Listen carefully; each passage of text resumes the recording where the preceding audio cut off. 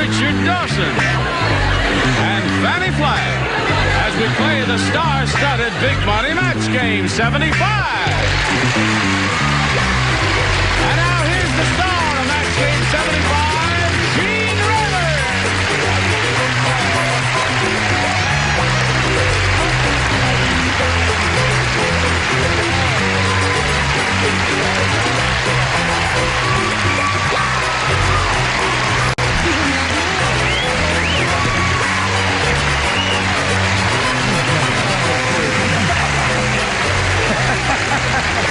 Johnny Olson and friends, and I guess you are our friends. Do you feel friendly toward this bunch? Yes. Good. You feel friendly toward this bunch? No, you feel hostile today? Like No, to go don't be to a hostile. motel? What? I'm trying to get 3 female friends to come to a motel with me. Stop that. Well, if we're going to be friendly, let's really be friendly. Not that friendly. All right, all right. We've got a new kid on the block. Shall we give her a polite round of applause? Why not? Oh, That's me. He's a very dear friend of mine. You're not applauding, Scully. Thank you. Very good. Don't you like Karen Morrow? Very much so. Oh. I wish the show would hurry up and get off. Oh, here we go. Let's welcome Anita Becker. Hello, Anita Becker. Hi, Gene. How much money have you won? $100. When we were together last time, Anita just won a game, and now she's got to do the other half of the thing and go for the big money in the audience match. Are you ready for that? I'm ready. Okay, we're ready for you, Anita, and we'll do that right after we do this message for you. Here we are, Anita Becker, and I. Don't we make a lovely couple there now? Yes, indeed. All right. Yes, we are the same height. How tall are you? 5'11" without shoes. All right, take your shoes off. No, I'm only kidding. Are you ready for this? Yes. Good. We polled a recent studio audience, Anita, and we got their best response to this. Blank Christie. Didn't see it all. Blank Christie. Now, the answer that audience gave most often is worth $500 to you if you match it. Now, if you match the next one, you get $250. If you match a bottom one, you get $100. 3 of these ding-a-lings are permitted to help. Richard? Richard is one. The girl that I'd like to be when I grow up, Julie Christie. Julie Christie, yes, she's marvelous. I just saw her in a flick that was terrific. Shampoo. Shampoo, wasn't she good in Yeah, that? she's going to do my hair all the time. Yes. And another one. Fanny? What about, what? Mice? Agatha. Agatha. Christie. Okay. Julie may do your hair. Agatha does my hair. And another one. And Brett. And Brett. I knew she was going to do that. Well, the third position is always difficult, but you're such an inventive lady, you'll think of Well, something. just give me an hour. Now, wait a minute. Yeah. How about Mary Christie? New Christie. New Christie. The New Christie Minstrel. Yes. Okay, New Christie. Well, it was number 3, you know. It was indeed. And We that's all a had tough one. Agatha and Julie. You got New Christie, Julie Christie, and Agatha Christie. Now, Anita, you can choose one of those, or if you got a better one in your head, you can do that. Julie Christie. You want Julie Christie, but don't we all? All right, let's find out what's up there, Nick. So, where is it? That is a question. We'll begin at the bottom and reveal the $100 response. Get Christie Love is the name of a TV show.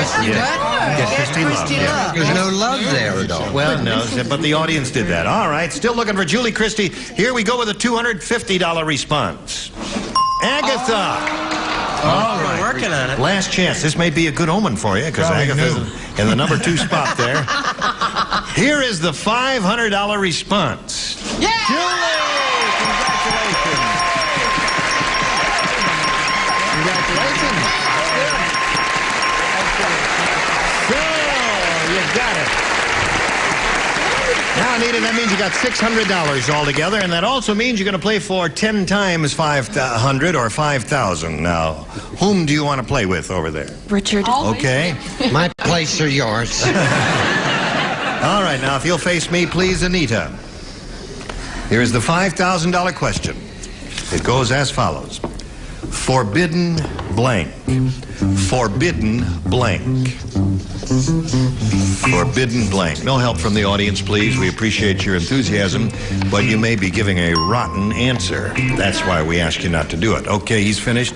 Now, Anita, we need an answer from you. One you think will match his. What do you say to that? Forbidden All I could think of is garden. Forbidden Garden? garden. All right.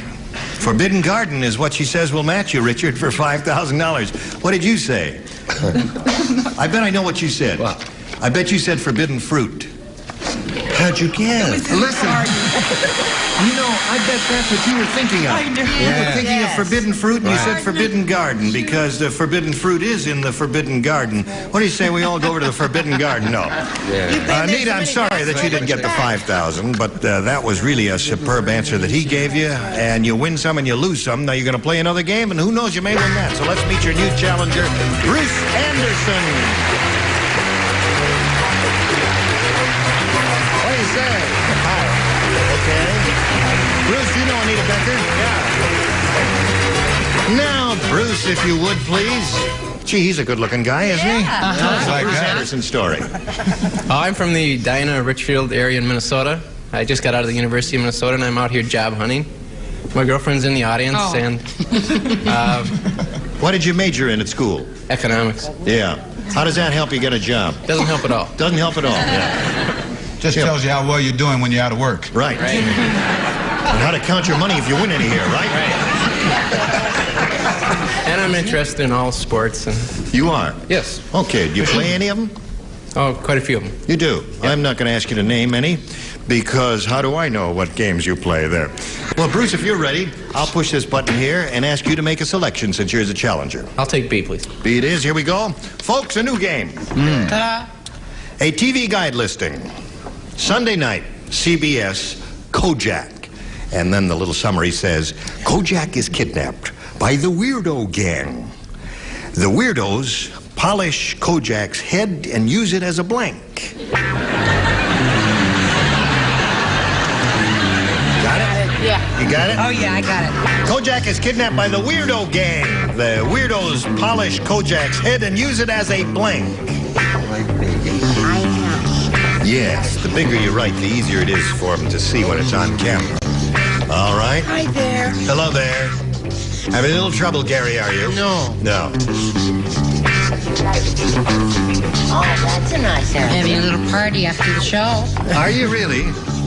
Hi, Karen. Hi, Brad. Isn't it nice to have Karen with us? Yes. I don't know how like we've missed you. We've been on 2 years. Where have you been hiding? In the jail. grocery store. I see. Now, Bruce Anderson. True. The TV guide listing for Sunday night reads as follows. CBS Kojak. Kojak is kidnapped by the Weirdo Gang. The Weirdos polish Kojak's head and use it as a blank. As a bowling ball. As a bowling ball.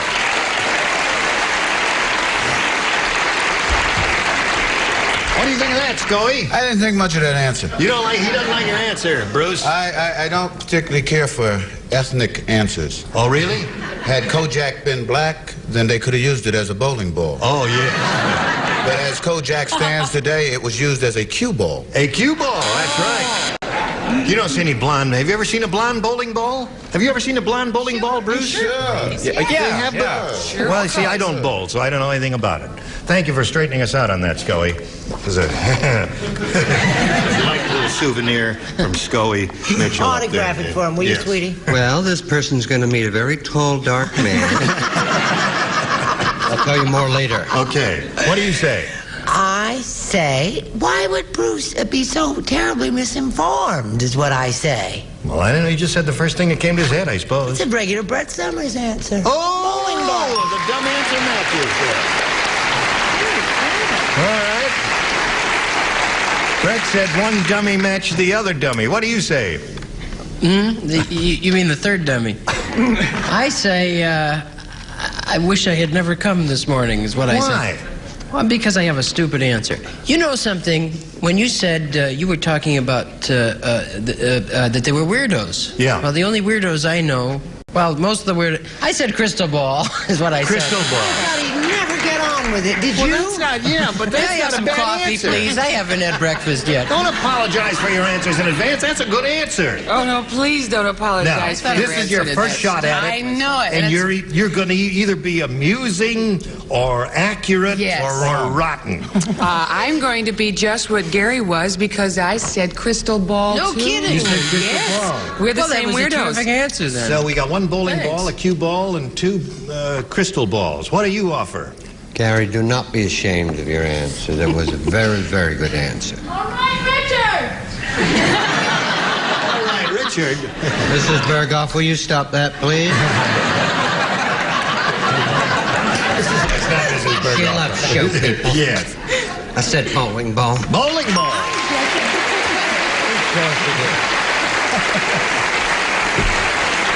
You know, Fanny, I've been able to figure out everything, except, I finally figured that one out. I was just looking at your chest, and I didn't, it's Dumbo, Dumbo. isn't it? Oh, there's 2. Oh, yes. Why do you think I was pushing those peanuts up her jumper? Now, leave her alone. She's going to give a terrific answer. No, it isn't. I said crystal ball. Crystal ball. So we had some crystal balls and some bowling balls, and that was 2 for you, Bruce. Anita, your question comes along later. Right now, this is coming your way, so pay heed. We are ready to finish round 1. Anita, this is for you. Say, believe it or not, at the North Pole, wife-swapping parties are very popular. How popular are they? I'll tell you, you probably haven't heard about this. But here it is. Nanook went to a wife-swapping party and swapped his wife for a blank. That's how popular they are. What, dear? I was thinking about something else. I'm sorry. At the North Pole, wife-swapping parties are very popular. And, you know, Nanook of the North, he went to one and swapped his wife for a blank. That's what he did. Now, you all know Nanook of the North. I know Nanook. Subject of that famous documentary that was done in the early 30s by that famous... No, that's not it. Well, what was it? You All think right, the title. Sure, that's easy for you to do. Yes, it is. Anita. At the North Pole, wife-swapping parties are very popular, and Nanook of the North went to one of those wife-swapping parties and swapped his wife for a... Polar bear. For a polar bear. See? That's not bad. What do you say to that, Scully? Yeah, at first, I thought my answer was so ridiculous at first. Yeah. You know, until I heard what she said. And I'm not even going to try to qualify my answer. I just said sheep. Which they don't even have in the North Pole. That's what made it such a great deal. Yes, I see. Stay out of the sun, would you please? Now, Brett, what do you say? There'll be a simple mugging in the parking lot later. What on earth would make him say sheep? I don't know. I went into a more humorous vein, a little play on words. Yes. I said he swapped his wife for an Eskimo pie. An Eskimo pie. Very good. Yeah. She'd have got a bigger lamb and she'd have said sheep. What did you say? And then his newly acquired seal ate it. A seal. All right, so we have divergent answers. I beg your pardon. Yes. Now you, Karen. Not I on am the first so tier, you don't. glad. If this hadn't happened, I would have left and gone home. Polar bear. Polar bear. There's one for Anita. All right, Richard. I know that's the answer you gave, Donald, but you would never swap your wife. It's murder getting their fur coat off, I swear. Oh, yeah. It's just platonic. It's just silly. If you really want to get involved, and I happen to know he swapped his wife for a very pretty walrus. Pretty walrus. And they're happy as can be. They are. Time just flies away. Now, my dear. Yes. Well, I was trying to be logical, and I was thinking about those pretty little things with their big eyes, little seals with their long lashes. Wouldn't you rather have a little seal They're than a very polar pretty. bear? You know, we had did we have 6 different answers there? Yeah, we did have 6. Well, we had 2 seals. 2 seals, right. Yeah. Granted, Nevertheless, 6 it was a different gallimaphry of answers. What would you have A said? What would you have gallimaphry. said? Polar bear was the first thought that came to my head. Really? I know it's Sure. implausible. And Why don't you two Eskimo just play it and cut us out? All right. We're going to round 2. Bruce, what do you want? I'll take A, please. A. Score is 2-1 in Bruce's favor. Here we go. 2 of you do not participate. I decided. They are Richard and Brett. I've done this show before. How come I always participate? Because you Well, always get it wrong. You never get them right. That's right. Here we go. Josephine the plumber is ready for any emergency. Night and day, Josephine keeps a blank in her stocking. Give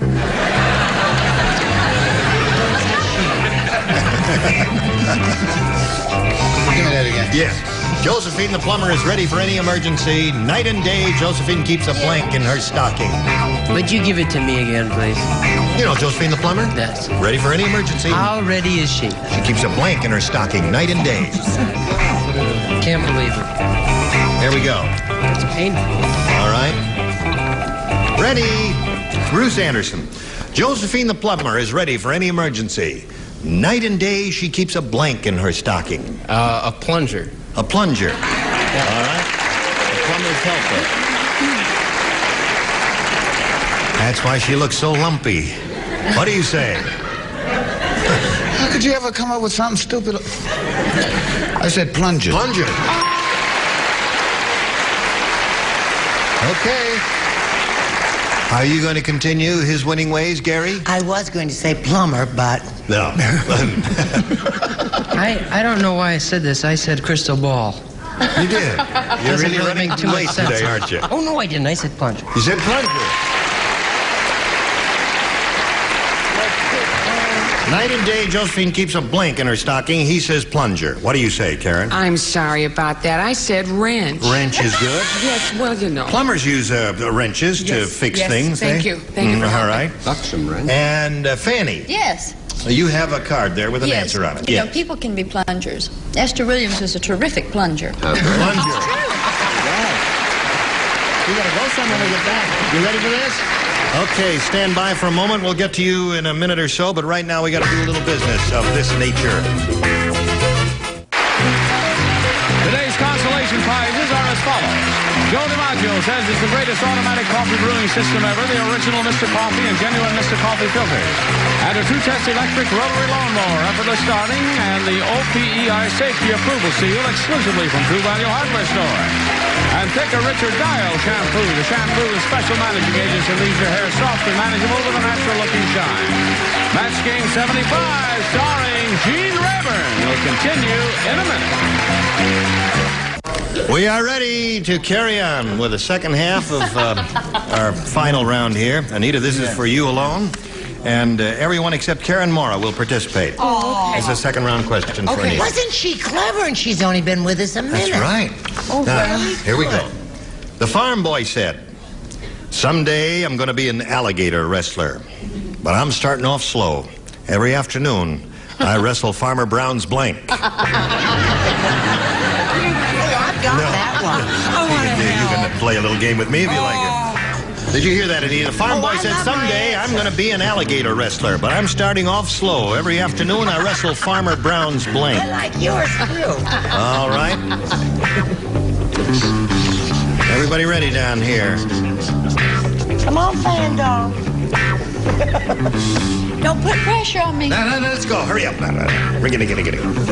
Anita Becker. Now, that's pressure. The farm boy said, "Someday I'm going to be an alligator wrestler, but I'm starting off slow. Every afternoon, I wrestle Farmer Brown's blank." Daughter. Daughter.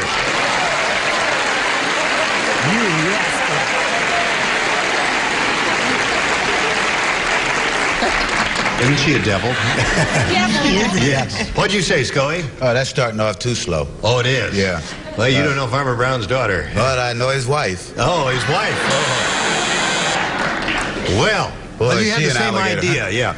Now, I guess you've got to match all the remaining celebrities to stay in the game, Anita. Let's see if that happens. Does she have to match all the remaining Everyone. celebrities? Everyone, In the game. including you. Bye, Anita. I said lizard. Lizard. So, Bruce wins the game. Chicken, daughter, pig. Only got one daughter out of it. Congratulations. Just stand by for a moment.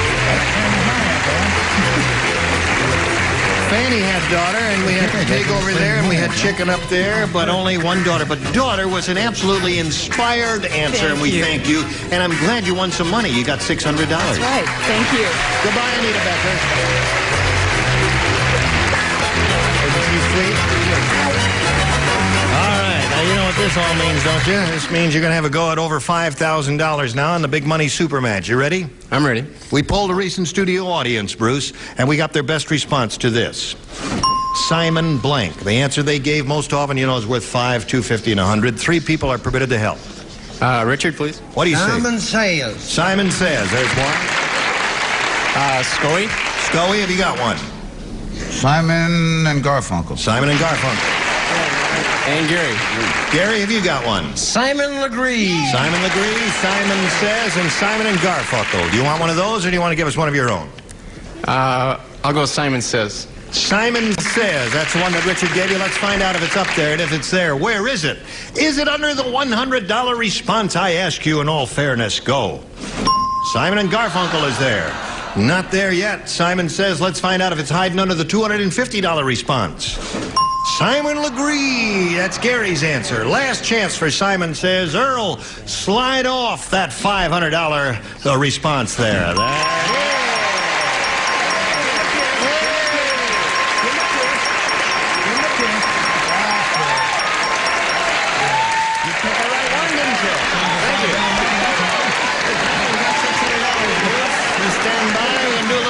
Here, and then we'll come back and see what happens. I just have a second or two to thank you all. You were just splendid. Thank you. Thank you. Thank You will come back next time. Yes. I hope Okay. so. Team favorite match game 75. Join us next time. Goodbye.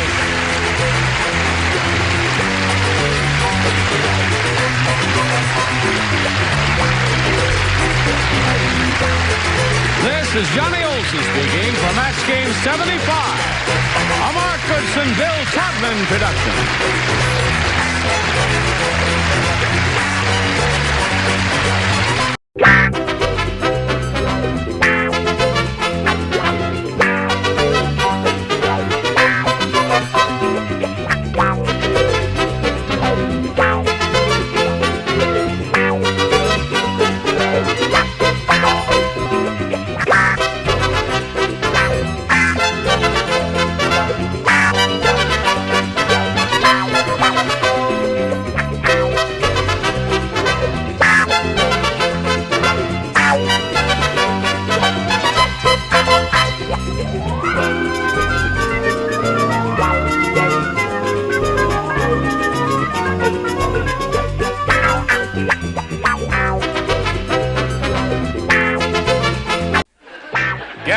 To match the stars, Nipsey Russell, Brett Summers, Charles Nelson Riley. From Vegas, Judy Landers. From Nash, Gary Burghoff. And Betty White. As we play the star-studded Big Money Match Game 78. And now, here's the star of Match Game 78, Gene Rutherford.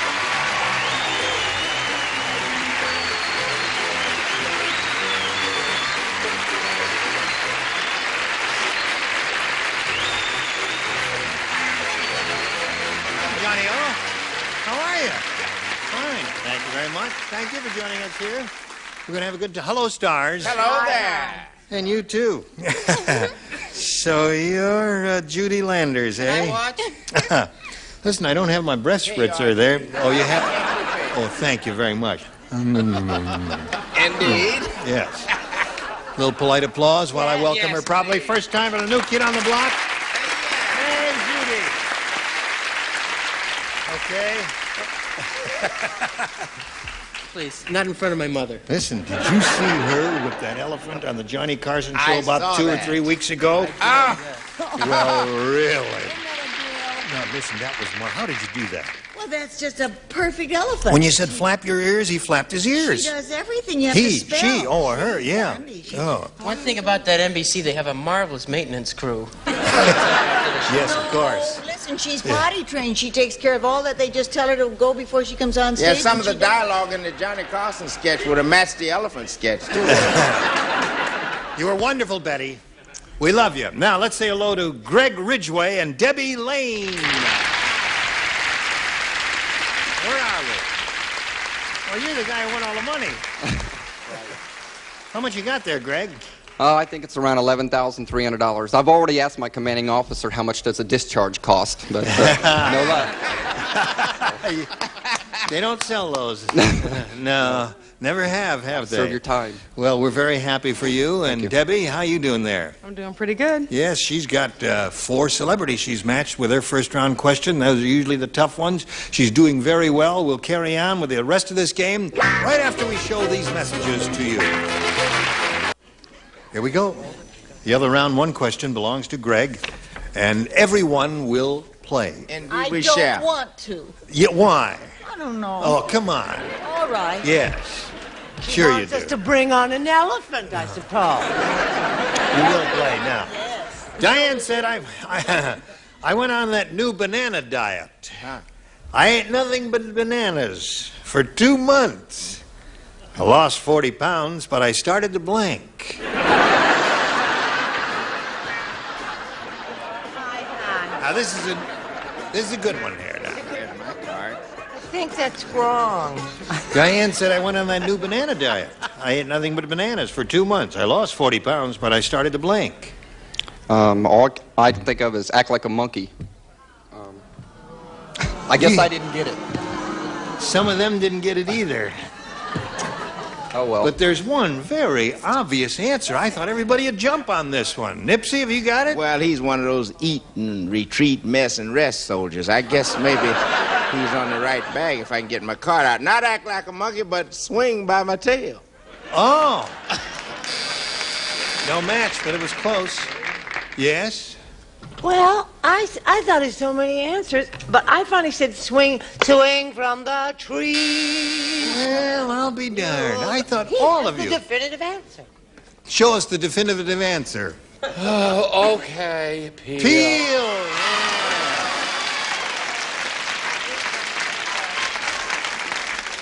No, you didn't. I ate nothing but bananas for 2 months. I lost 40 pounds, but I started to peel. The bananas peel. Yeah, because bananas I are don't peeled. think that's necessary. I've changed my mind. Now, wait a minute. Here's the supreme authority. She comes to us with a fresh outlook. She's never played the game before. This is her first question. Let's see what she says. This will be honest. This will be honest, right. Untainted response. To peel. Peel. There you go. See? What did You say? see, I have trouble. I never learned how to spell very well, and I don't know how to spell.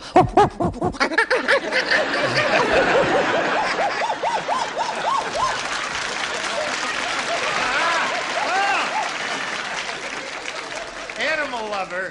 So I said swing from the trees. Swing from the trees. Okay, now what did you say? Will you believe I threw away peel? You threw away I peel? Threw away, well, that I never eat that part anyway. Oh, I always see. throw that Yeah, away. you threw it. I said I started to beat my chest. Oh. Careful. Careful. You're going to start him going, ooh, again. He may start swinging by his tail here. Okay, Debbie, it's up to you, A or B. I'll take A. A it is. 2 people play. They are Judy and Betty. The 2 of you only, because she matched everybody in the previous round. Lenny said, the strangest thing happened at lunch today. My opera singer friend was showing me how deeply she could breathe, and she sucked my blank up her nose. Wonderful. Wonderful. Wonderful, wonderful.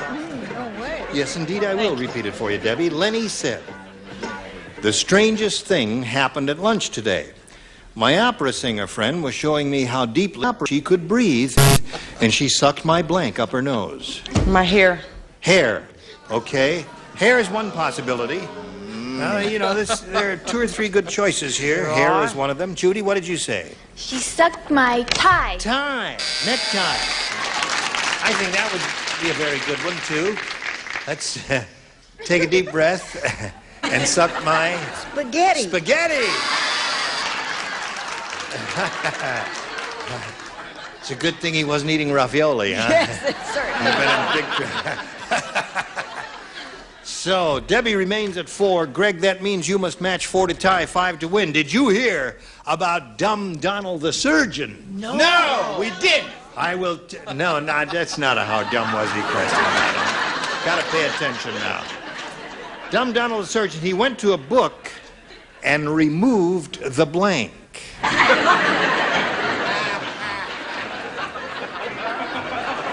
Greg, here we go.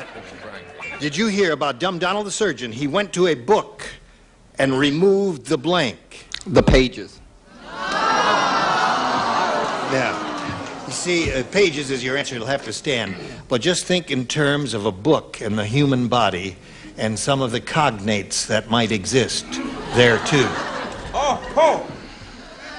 You may hear one here from Nipsey. What do you say? Only an old bibliophile, such as I am, would say he went to the book, he didn't remove the index, he moved the appendix. Appendix! You didn't get it either, huh?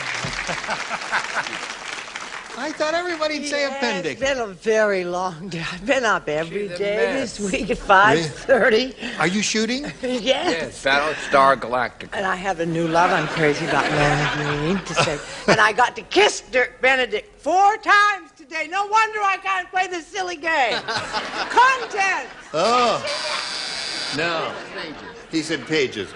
Now, you got to match the rest of the stars to stay in the game, Greg. Charles, what do you have? I'm sorry. Appendix. Appendix is a good answer, and that means Debbie Lane wins the game. What do you have? Appendix.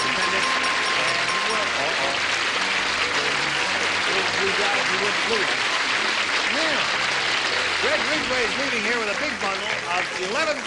Congratulations. Just for you.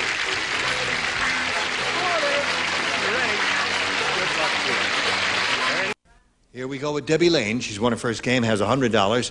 She could win a big bundle here, and we wish her well. Debbie, we polled a studio audience not very long ago, and we said, please write down your best answer to this. Ernie Blank. If you give us the answer they wrote down most frequently, we give you $500. If you give us the answer they wrote down second most often, you get $250, and then $100 for matching their third most popular answer. 3 of these 6 celebrated people will assist you. Charles? Ernie Ford. Okay. Betty? Ernie Pyle. Ernie Pyle.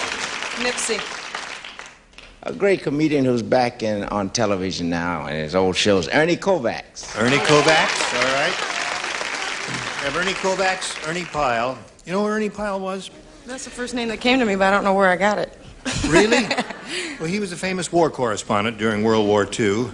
And, yes, he was killed in action. But I have a everybody good one. knew him. She had one. No, you can't say it. Now, if she thinks of another one, she wants to use that one, that's okay with us.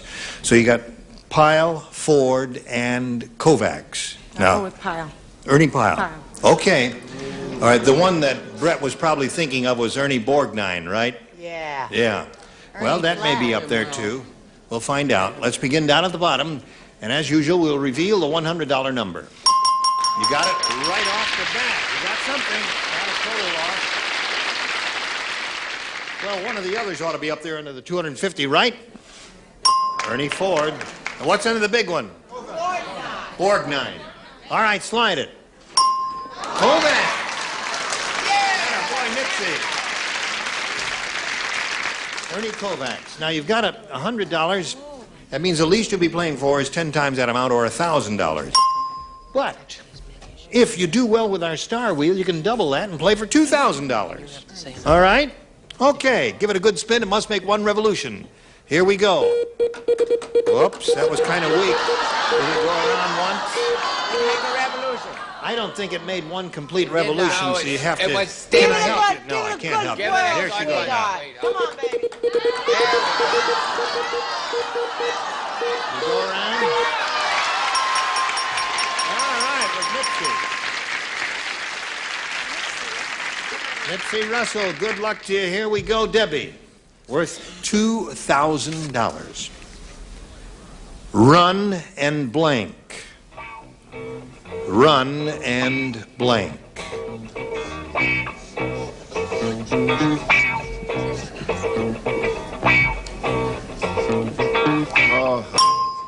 All right, now he's written his answer. You give us the answer that Nipsey has written, and we give you $2,000. Run and blank. All I could think of was run and hide. Run and hide. I tell you, I had a little trouble with that one because all I could think of was hit and run, the opposite. Yeah, but those things were reversed. It was a difficult one. What did you say, Nipsey? Run and hide. Baseball, and you know, like run and score, but I put run and hide. Ah!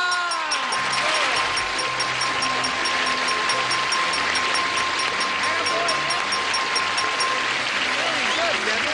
Now you got $2,200.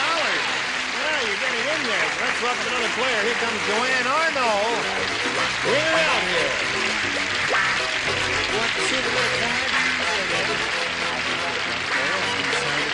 An autographed it for you, and we welcome Joanne Arnold. You know this lady, Debbie Lane, who now has $2,200. And we'll ask you to tell us a little bit about Joanne Arnold before we begin the competition. Well, I'm a housewife from Westwood. I have a 14-year-old son.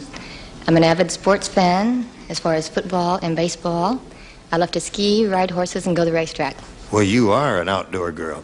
You don't get much exercise when you go to the racetrack, do you? No, but I get a lot when I go skiing. You what? I get a lot when I go skiing. Oh, yes, you do. Indeed, you do, yes. But there's no exercise at the track, is there? Oh, I jog, too.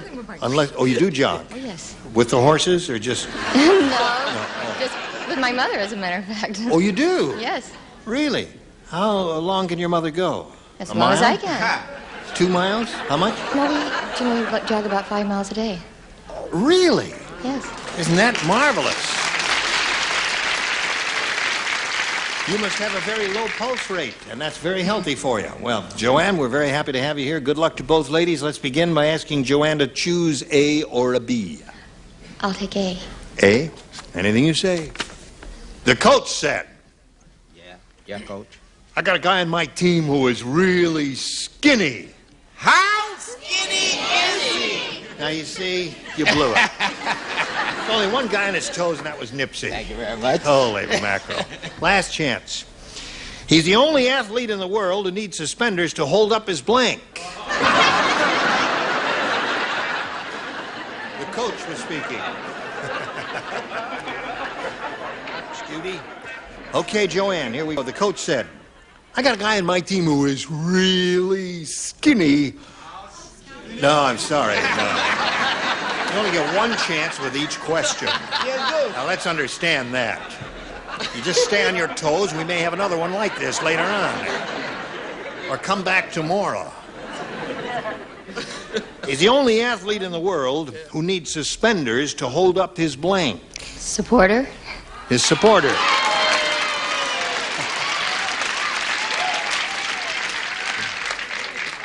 All right. I asked you, Gene, and you wouldn't help me. Yes, I did. Did you help me? Sure. She said supporter? Yes. Meaning athletic supporter? Right. I suppose. Hold up his jockstrap. That's the same thing.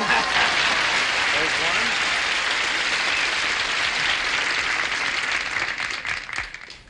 Pick up your socks. All right.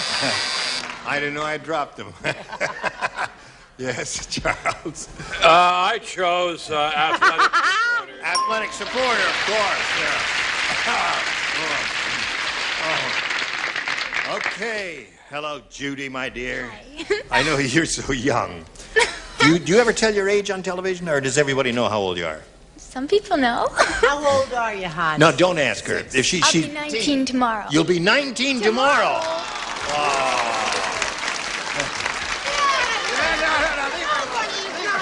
Yes, some people are young, Brett. You must accept that. Some people are young. Oh, my heavens. I need a razor blade. I tell you. Here. No. She's going to beat up on you in the parking lot, I can tell you right now. Okay, show us your answer. He needed his sneakers held up. Sneakers. Who needs suspenders to hold up his sneakers? She is 19.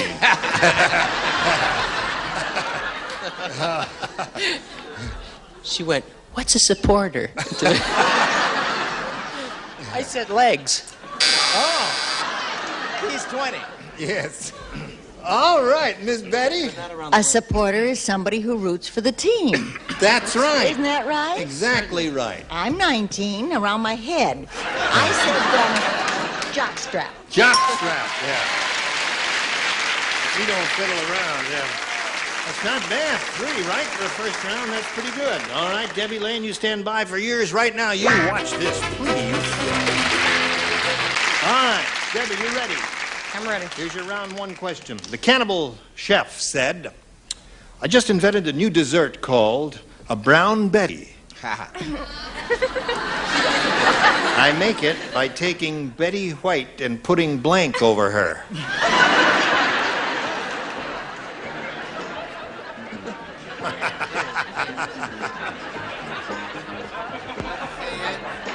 Would you do your poem? I shall indeed. Each day we turn another page. You know you're reaching middle age when your pimples and your rashes turn to wrinkles and hot flashes. You ready, Judy? Okay. We'll hear from you a little bit later. Right now, we got to go to Debbie. The cannibal chef said, I just invented a new dessert called Brown Betty. I make it by taking Betty White and putting blank over her. My biggest weakness, chocolate. Chocolate. That's a good response, I think. Just take a little hot fudge or hot chocolate, pour right over her. What do you say? But I thought they were making us analogous to taste, to flavors. Brown Betty. Yes. Well, you need something brown and sweet by putting Nipsey Russell on. Oh.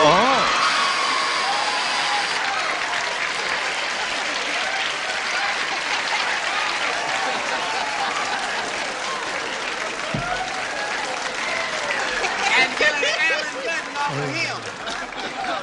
Goodness me, Scarlet. No comment. What do you say? I see, I've been up all She's a mess. Can't we just play with 5 today? I said an army blanket. An army blanket. Yeah. Well, I started to say Nipsey, but I knew I'd get mail, and I have too much to answer already. Why would you Army blankets are olive drab, just to refresh your memory from the days you were in the service. Yes. Hello, Chuck. The correct answer, of course. Chocolate chips, okay? All right, that's one for her. What do you got there, Judy? Hot fudge. Hot fudge. All right, that's 2 for her.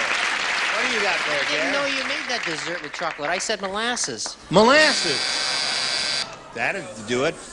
And obviously Betty, don't cook for what their do you husbands. say to this? I was thinking of putting a sun lamp over her would make her Brown Betty, but I said chocolate. Chocolate. So we got a tie score of 3-3 at the end of round 1. Now we got this for you. Thank you all. You were wonderful. Join us next time. Match Game 78. Gene Raven here. Goodbye.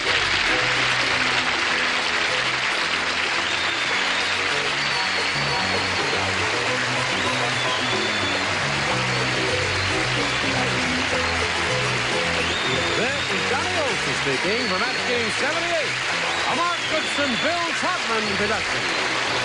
This program was edited for broadcast.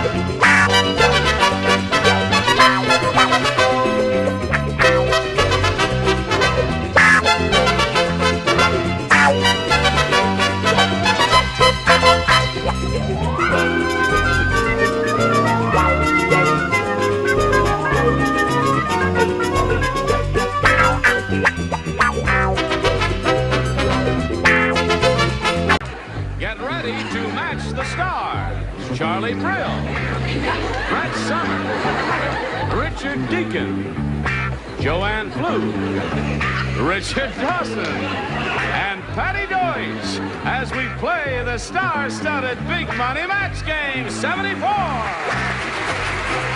And now here's the star of Match Game 74, Gene Raver.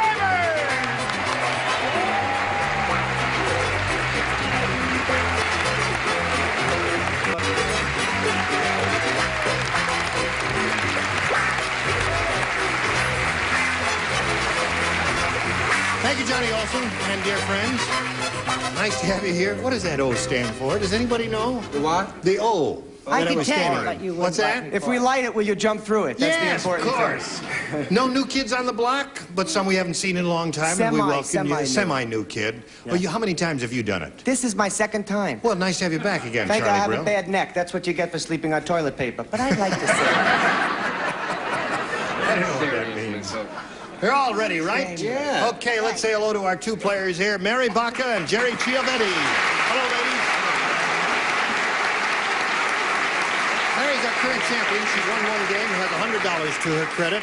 You ready to go carry on here? Yeah. And she's being challenged by Jerry. We have no score, do we? You both had your first round question. Oh, you have one. Oh, your light is not Right very... there. That's Right there. Right. 1-0 at the end of round one. Round two coming up in a moment or so, but first we've got this message for you. Yeah. All right, here we are, ladies. We're ready to start with round two, and I'll push the button, reveal our second round questions, and ask our challenger to make a selection. Oh, I'll take B. You want B? You got it, Jerry. Here we go, everybody. I don't right. I was the only one. You are the only one that she matched in the first round, so you lay out. Kate said, I know it's unusual, but I had my first blank on a crosstown bus. So did I. You did. Isn't that interesting? I'm glad we didn't ask you to write. All right, Jerry, you think about that. Kate said, I know it's unusual, but I had my first blank on a crosstown bus. We'll call on you for an answer in a moment or so. What'd you do with your sissy pants? That's good, that's good. Thank you. Maybe I'll wear those later in the week. Well, they're awfully smart. Yes, I'm wearing a pair of trousers that are very gay and colorful. Everybody ready? Okay, here we go, Jerry. Certainly. Kate said, I know it's unusual, but I had my first blank on a crosstown bus. A fair. What's that? A fair. A fair, you say? That was my answer if I'd been wrong. Was that your answer? All right. All right. She says my first affair on a crosstown bus. If I say that, could we have one? No. Okay, I said it anyway. You said it anyway.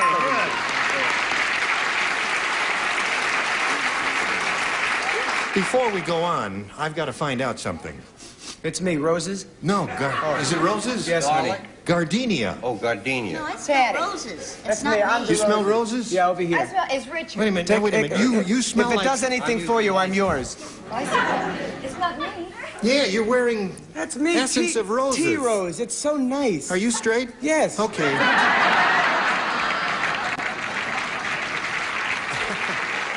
Guess we'll find another person for the party, That's right. There goes my Sundays. Now, what was the question? The question was, Kate said, I know it's unusual, but I had my first blank on a crosstown bus. She said affair, he said affair. What do you say? Well, if you'd said canoe, I would have agreed with her. Oh. But I went very square and said ride. Ride. My first ride. Wrong! Yeah. Okay. Now, what do you say? Well, this is television, and I'm not going to say anything that risque. You're I was not? a little subtle, and I said kiss. Kiss. Well, sometimes that's a euphemism for an affair, but not here. No. Richard, what do you say? What about this girl? Well, I knew Kate. You did know Kate? She had her first affair at summer camp. Really? And then she had her first baby on the bus. On the way home. They punched her ticket. All right, my dear Patty. Yes, well, the poor soul had a round trip, so she had another baby. That's it. Okay. Watch those bus drivers. Yes. All right. Mary Baca, we've got this for you. Now, you've got to score 2 to stay in the game, 3 to win. Ready? The dentist. Oh. Everybody plays. The dentist pumped so much laughing gas into Gladys that Gladys stopped laughing and started to blank out the window. The dentist pumped so much laughing gas into Gladys that Gladys stopped laughing and started to blank out the window. I don't even understand that question. Well, think about it for a second. So much The dentist pumped so much laughing gas into Gladys, she stopped laughing and started to blank out the window. I don't think they pump it into you, but I understand. They don't pump it into you. It's a mask. Right. And there are two, nitrous oxide is laughing gas. Right. And they mixed it with oxygen or something like that. My dentist the other day said my teeth were okay, the gums have to come out. That's true. How Ready old over is there, that ready over children? here. Mary, the dentist pumped so much laughing gas into Gladys that Gladys stopped laughing and started to blank out the window. Throw up. What's that? Throw up. Oh.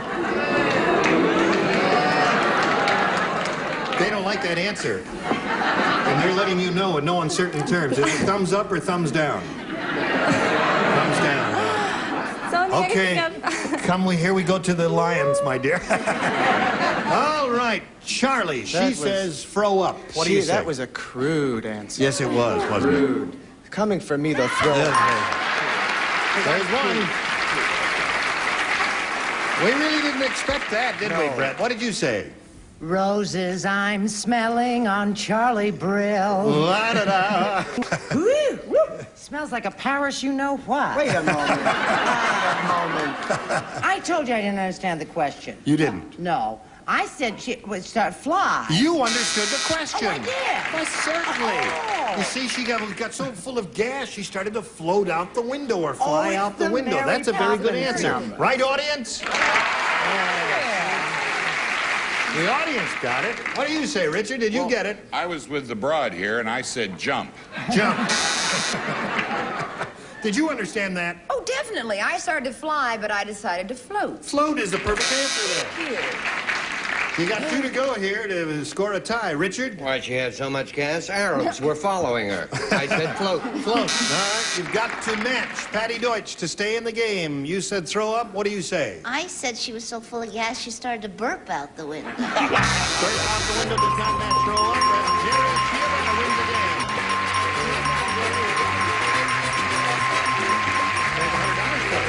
Congratulations.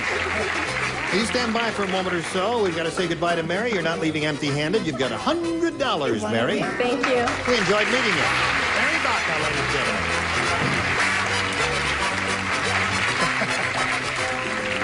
Now, you can have a go at a lot of money here in a moment or so, and we'll give you a chance to catch your breath. And while you're doing that, we'll have this message.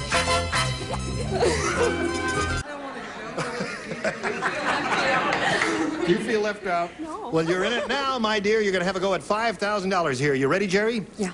We polled a recent studio audience, and we got their best response to this. Raise the blank. Now, the answer they gave most often is worth $500. But you got to match it. If you don't match that one, you match the next one, you get $250. And the third, $100. Whom do you choose for some help? Richard? Raise the flag. Raise the flag, he says. There's one. Charlie? Charlie Brill. How about raise the roof? Raise the roof. Joanne? Joanne Flew. I know. I just went roof and flag, and now I'm trying to think. Raise the sun. Raise the. How about raising your voice so we can hear you? She's... Help me. All right. She drew a blank on that one. And so you got 2. You got raise the roof and raise the flag, and you may choose one of those or give us one of your view on. What do you want to do, Jerry? Well, my first thought was roof, so raise the roof. You're going to say that. Okay, that's the one she hoped is under the $500 response. And the audience apparently agrees with you here in the studio. Let's find out if you and they are right. First, may we see the $100 response. Raise the shade. That's very well known, isn't it? Yeah. Sure. Had a bunch of weirdos in the Lower audience the that shade day. by all means. Raise the roof is what we're looking for. Here's the $250 response. Roof it is. You got it. Congratulations. So, what do you think's under 500? Flag. Raise the flag is what the audience says is under there. May we see it now? Yeah. Flag it is. Okay. The one that Richard gave. Right thoughts. I had the right thoughts. They had the right thoughts. They were Yes. very good. Okay. Now you got $250 additional, and you're going to play for 10 times that amount now, or $2,500 to collect. You've got to match one of them over there. One celebrity. Which one will it be? Charlie. Charlie Brill. What? Yes, you're the one. You better come through. Oh, I'm You so better come nervous. through. Ready? All right, Charlie, you get ready to write. Jerry will face me. Here's the $2,500 question. Juicy blank. Juicy blank. Juicy blank. All right. He is ready. Are you, Jerry, to give us an answer which you think will match his? Juicy Fruit. Juicy fruit. I don't think there is one person in the studio audience who disagrees with you. Let's find out if Charlie Brill agrees with you. Such a spot I wouldn't give to a leopard. Juicy fruit is what she says for At first I thought $2,500. fruit. I thought fruit. You thought Then fruit. I didn't think fruit, and then I figured, yeah, fruit. Fruit.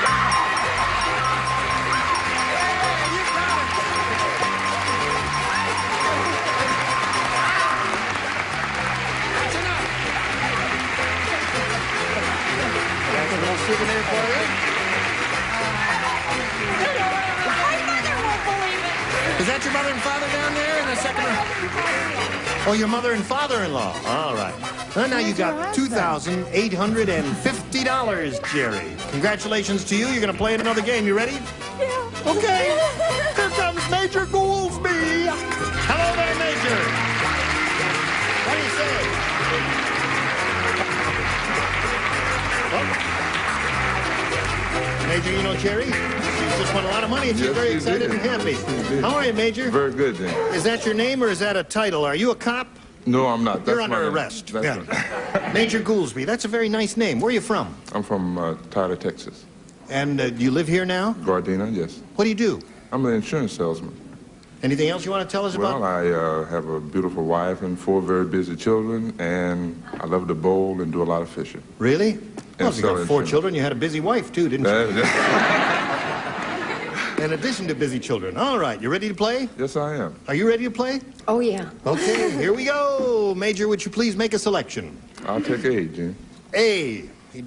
Are you ready? Yeah. Here we go, new game. Everybody plays. Brett's wig. I don't have to put up with that. Oh, yes, you do. Yes, you do. You wear them, honey. We have to put up with them, too. Try one, you know. Can we get on with it now? She got the Deacon. I'm quitting. 1 for Brett. Brett's wig looks funny today because last night she blanked on it. No? No. Brett's wig looks funny today because last night she blanked on it. That's easy, right? Easy. No, easy, Patty. I have a hello from Charlie. When did you see Charlie? I was in New York and I saw Charlie. No kidding. But How's the rehearsal going? Terrific, but he said, I'm in the theater, darling. I can't talk to you. You're on television. But he's terrific. He said hello to everybody out there, and he can't wait to get back. Never let failure go to his head. No. We're all ready over here. We'll call on Major Goolsby now. Brett's wig looks funny today because last night she blanked on it. Slept on it. She slept on it. That seems like a logical response. Brett's wig looks funny today because she slept on it. They say that. It never looked more beautiful than it looks does. good. Although she did sleep on it. She did sleep on it. But it looks good. Well, I tell you, to me, Brett, Yes, looks a little flat on top. It looks like you slept on your head, standing on your head. Is that possible? Can you stand on your head? Would you do a headstand for us? Yes, later on, honey. Actually, I put it between the mattress and the spring. I see. And you slept on it. That's 2 for you, Major. Richard Deacon. No matter what I do, mine comes out the same way. Yes, it does. Whether you sleep I said on it. she slept on it. She slept on it. Okay, that's 3 for you, Major. What have you got there, my dear? Oh, well, I seem to be a conformist, too. I said slept. 4 for you.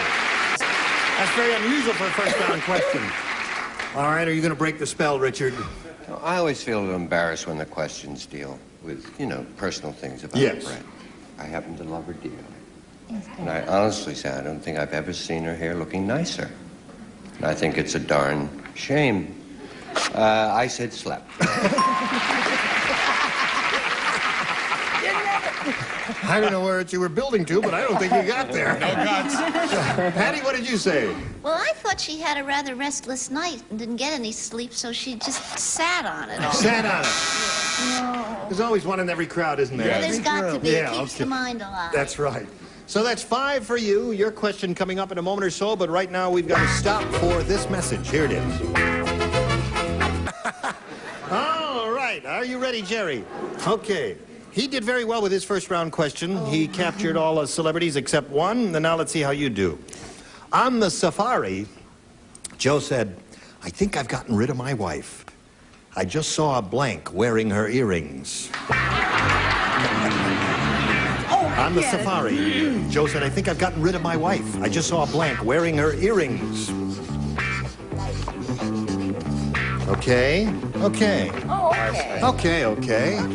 Come Okay. along, Patty, dear. Patty, Yes. that's usually the quick chair. Well, you win some, you lose some, you know what I mean? All right. Now, Jerry, on the safari, Joe said, I think I've gotten rid of my wife. I just saw a blank wearing her earrings. Cannibal? A cannibal wearing her earrings. She said a cannibal. What do you say, Charlie? No, I said I just saw a lion wearing her earrings. Yeah. A lion Then you know is you really wearing got the rid of her. earrings. All right. Brett, what do you say? Oh, you know me, the eternal romanticist. Yes. I said chic. A sheik. A sheik wearing her. A sheik wearing her. Uh-huh. Oh, never mind. I'm sorry we asked, Brett. Richard Deacon. I'm too clever for this show. No, you're not. I said native, which I think is generic. A native? Is that a match? Yes or no? They're thinking about it? Yeah, Yes, they score with that. Okay, that's one for you, Jerry. What have you got, my dear? I obviously didn't understand the question. Shall I preview your answer? First I thought baboon, and then I said monkey. Oh, you had to be there. Yeah, I guess so. But it's a long trip to the jungle, isn't it? Richard, what did you say? Well, naturally. What else could I say but cannibal? Cannibal. All right. I think I've gotten rid of my wife. I just saw Blank wearing her earrings. She A said... reprise of cannibal. Oh, there's another one. Yeah, throw that in here. Just slide it in here. That's it. Whoops. Oh, Excuse very me. nice. Slide. I like the way he spelled it. Sometimes I forget the answers that the civilian contestants give, and there's a guy who sits over here at stage left who writes down the answers. And he's really a brilliant guy. You got a PhD, haven't you? Or a master's? I read a paper. You got, yeah. Well, He's really a smart guy. Went to college and all that. Anyway, he can't spell. He spelled cannibal What did you get? 3 different ways. There it is. Let me see.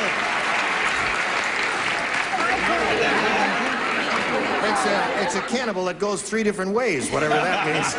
A cannibal who's a vegetarian. A cannibal who's a vegetarian. Go back to college. There you go. There, that's for your spelling. All right. Now we go. I didn't mean to embarrass him. He's really a brilliant guy. He wrote a marvelous paper for his master's thesis, which I read. What, about cannibals? No, not about cannibals. Are you ready, Major? Yes, I am. All right, would you make a selection? I'll stick with A.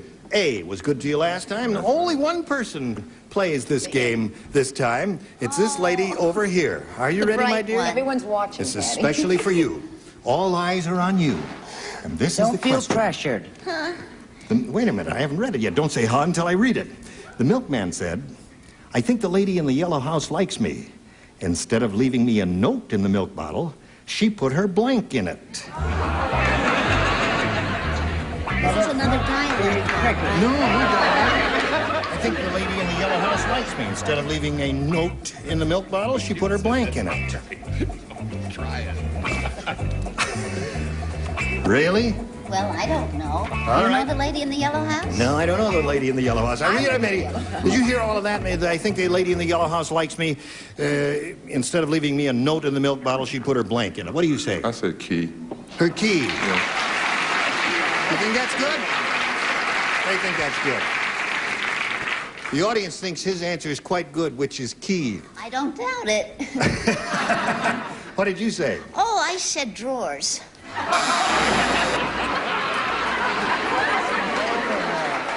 I guess he'd get the message. All right. Now, Jerry, you need 2 to tie, 3 to win.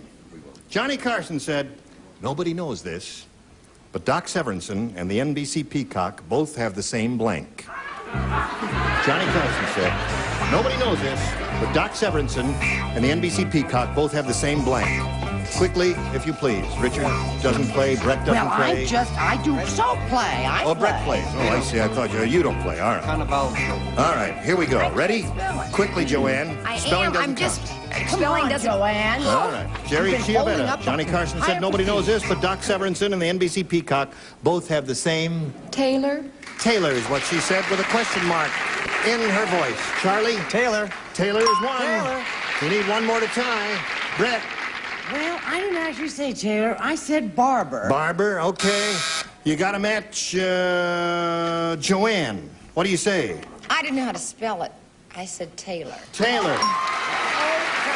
That ties it up, doesn't it? Yep. Okay, we got a tie score, and we'll tell you what happens after this message.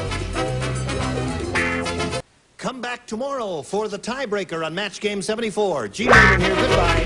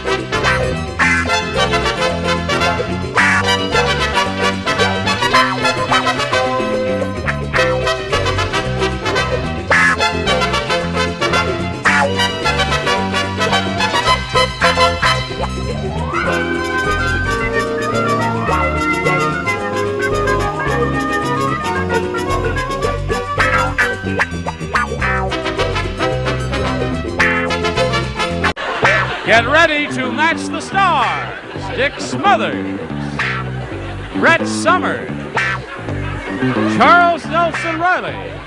From Search for Tomorrow, Meg Bennett, Richard Dawson, and Fanny Flagg.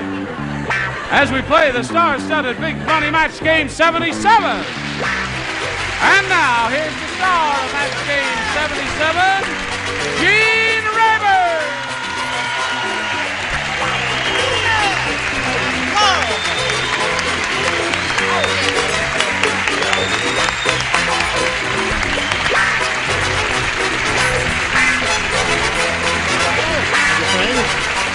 Shall we begin? Yes. Oh, what? First of all, we've got to congratulate Meg on probably one of the most marvelous shows we've seen. Wasn't she wonderful? Yes, weren't they all grand? You were all beautiful. Yes. Now, Fanny, you have a project. You must tell us about it. Oh, yes. I'll be at the Amphitheater in New York tomorrow. Is that right, Richard? Yeah. Yes. Performing one act by Jack Hefner called Porch. Isn't that marvelous? At the Amphitheater? Yes. That's a very prestigious thing. Yes. But that's because they chose you because you're a gifted lady. I'll be in the audience, unfortunately. No, I know you. No, I'll be in the Don't put me on. I'll be home in Santa Cruz. You'll be home in Santa Cruz? Hanging around. Hanging around, Just hanging yes. around, yeah. Right. It's an extended run. You'll be home with Santa Claus. Would you? Don't get buried, Gene. No. Move on. Well, no, I was just they may want to take a shot too. No, thank you. Okay. Let's say hello to Carol Rocky and Rick Youngblood.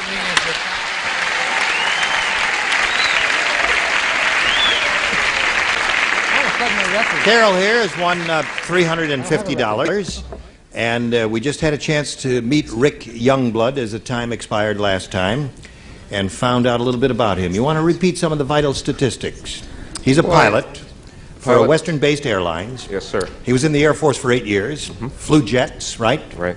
And he lives in Walnut Creek. Walnut Creek. And That's a very pretty area, isn't it? It's lovely. Yeah. It's up in the San Francisco area, one of God's country up there. It's beautiful up there. Yeah. If you Near could just Santa get some Cruz, water up love there, it. it'd be great. Yes. Real estate would go up and everything. Could sell houses and everything. What are you doing for water up there? Very little right now. Oh, really? Yes. We are kind of hurting.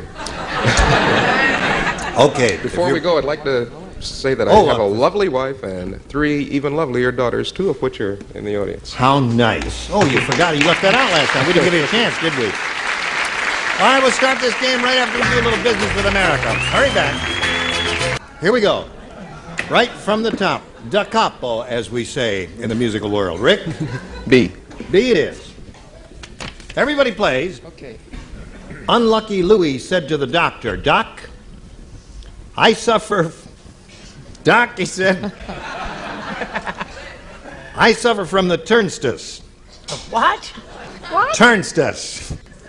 Everything I touch turns to blank.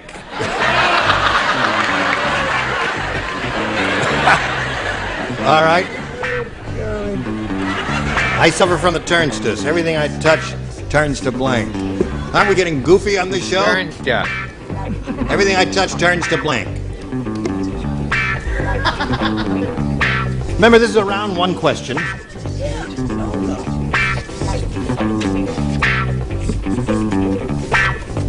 Okay. And is this round 1 we're playing? This is round 1. Then it fits perfectly. Yes. Round 1 question for round 1. Can we Who skip could- to round Right. 2? Who could ask for anything more? You ready, Rick? Come on, Dick. Put that card in the slot. Oh. All right. Unlucky Louie said to the doctor, Doc, I suffer from the turnstus. Everything I touch turns to blank. Mud. Mud. Okay. Everything I touch turns to... Now, you have to be brave on that one. I'm sorry, Rick. I put the caca or doo-doo. Doo-doo. Okay. I said, doo-dah, doo-dah. Doo-dah. Is that familiar sound to you, Rick? It most certainly is, Yes, it is. unfortunately. Okay. Charles? I chose Manula. Okay. Well, it's piling up here. Everything I touch turns to... I can't spell, but... Do you? Okay. And you, sir? Garbage. Garbage. Okay. And now? I'll never sit upstairs, I can tell you that. Unfortunately, all I could think of was dust. Dust? Yeah. Dust You put and water mud? with it, No. mud. Okay. All right, Rick, there's your first rounder. Now we have one for Carol, which reads as follows. The ringmaster at the circus said... What? We got it. How cold I got was it? The ringmaster at the circus said. This morning, I got up on the wrong side of the bed. It was a big mistake. You see, I sleep next to the blank. The ringmaster. Ringmaster at the circus said this morning I got up on the wrong side of the bed and it was a big mistake. You see, I sleep next to the blank. Next to the blank. Okay. You have a quick mind. Very quick. Yep. I don't do two slow ones in a row. All right. Not funny, but I'm quick. All right, everybody's ready, Carol. The ringmaster at the circus said this morning I got up on the wrong side of the bed and it was a big mistake. You see, I sleep next to the blank. The fat lady? The fat lady. Oh. Might have been an interesting experience. Hey, I don't think that's so bad. I think that's a nice answer. It is they a need darling love too, answer. but I put up lion. To the lion. A lion is eating my foot off. Somebody call a cop. Who sang that? You did. No. You think anyone would admit to that? That's Lily Pomes? no Mel Brooks. That was No one of his kidding. songs. That was Jackie Mason. I said lions, not just Lion. lion. And we didn't collaborate. No, you I didn't. said Lion's Cave. Lion's cage. He sleeps next to the lion's cage. A big mistake. Got up the wrong side of the bed. I sleep next to the Lions. lions. Everybody's going to the lions here. Lions over there. What have you got? You know what I would like to say to America? I receive constant criticism from the upper tier. Fat lady. I love that By Jove, to be the only one when it's usually the opposite. No. I tell you what we ought to do. This sweet lady, she's so... Why don't we give her a standing ovation? Why don't you just stand up? Everybody stand up. Now I'm embarrassed.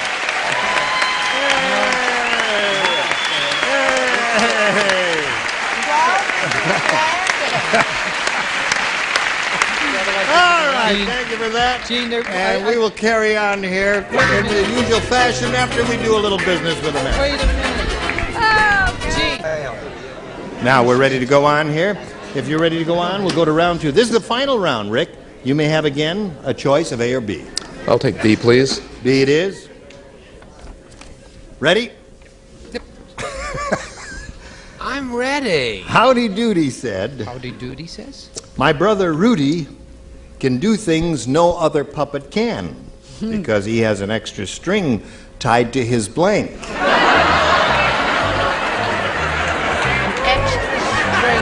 There's an extra string tied to his blank. And he can do things no other puppet can do. My brother has an extra what? My brother Rudy can do things. Howdy Doody said, my brother Rudy can thought do you said things. Tommy. No, Rudy can do things no other puppet can because he has an extra string tied to his blank.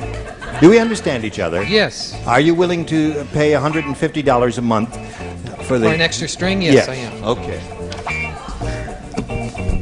No, not that old answer. I'm up. Okay, Charles is writing Rick. While he's finishing writing, I'll read it to you. Howdy Doody said, my brother Rudy can do things no other puppet can do because he has an extra string tied to his blank.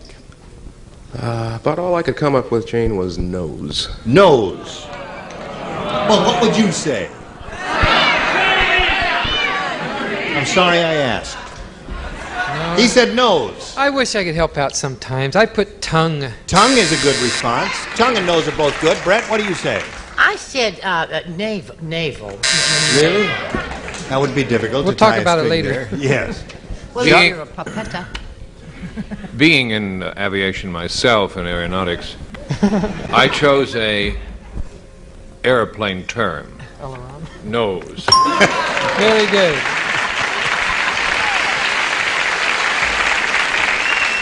So, Rick, you pick up one there. Score is 1-1. Meg, where was that puppet string tied? On its nose. On its nose. That's two. So is your nose, Richard. Okay. All right. You got it. There you are. Show us yours, Fanny. I will. I mean, show us yours.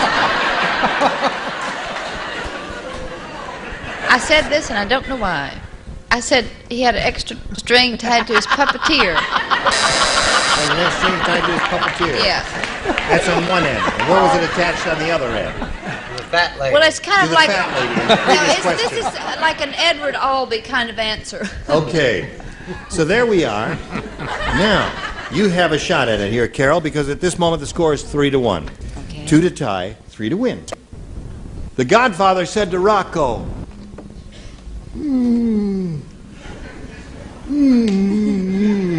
That's Mr. Periwinkle. No, that's What's wrong with you? When I pointed out my sister, I wanted you to take her out, not blank her out.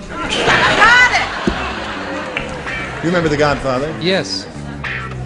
Okay, I got it. Okay. Do you know I just saw Godfather 2? You did? And I'm in love with Robert De Niro. Yes. He speaks highly of you. He's doing a show on Broadway. Fanny, you don't play because you matched in the last round. Carol, you ready? All right. I guess they're all set over there, so here we go. The Godfather said to Rocco, He says, what's wrong with you? I pointed out my sister. I wanted you to take her out, not blank her out. Wipe her out? Wipe her out, she said. Finally. I think I have You've a match. telegraphed. But I put rub. Rub her That's out and still wipe her out is a match indeed. Yay, let's hear it for Mickey's mother. That's score is at this moment 3-2. What do you say? Wipe? No! Keep rubbing it. Rub! There's another. Tie score. One more and you win the game, Carol. I'm sorry, Rob. Rub! There it is, and that wins the game. What do the rest of you have? Okay.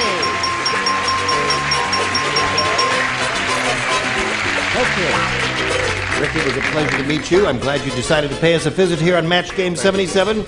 Many gifts will be coming your way. Thank you, Rick Youngblood. Okay. I'll put down my grapefruit juice right here, and I'll talk to this pretty lady who now has a total of $450, and she's going to have a go at a big bundle of money here, but not right now. Right now we have to do something else, and this is it. Oh, you rascals. Are you ready, Carol? I'm ready. This is your second shot at it. Let's see how you do this time. Good luck to you.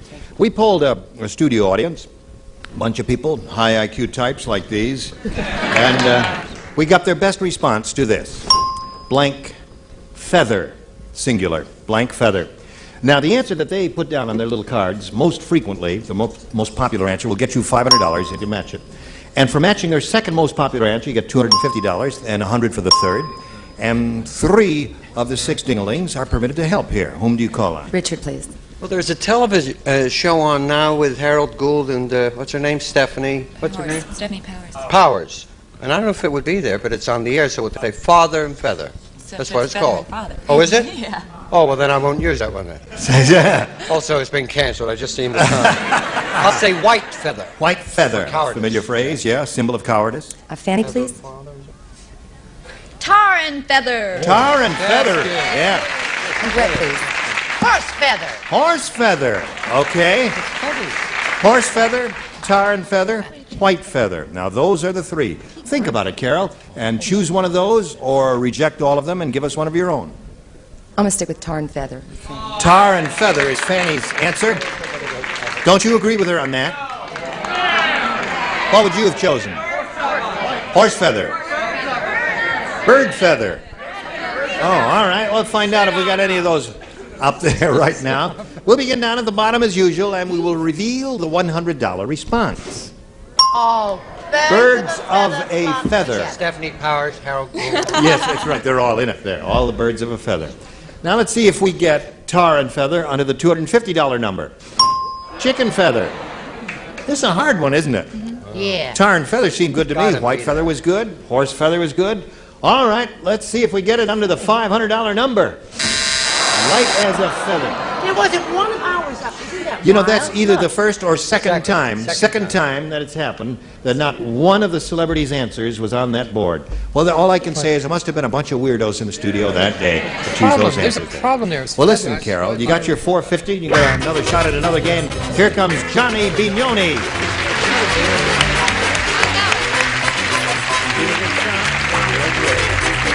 Hello, Johnny. You know Carol? Yeah. Johnny, we welcome you. Thank you. Johnny Bignoni, is that the way you say it? Yes, sir. Where are you from? I'm from Alameda, California. Yep. What do you do?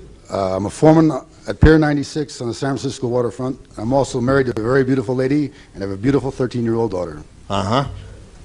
You're a foreman? Yes, sir. What union do you belong to? Local 91, the Foreman's Union. Uh-huh. I supervise the loading and unloading of ships and barges. That's interesting work, isn't it? Yes, sir. 20 years. You must be healthy and strong, huh? Or you just sit around and say, lift that, do that, took that. That's about the size. That's about it. Okay. Anything else you want to tell us? That's about it. All right. Good luck to you, Johnny. We'll begin by asking you to make a selection. B, please. B it is. Here it is.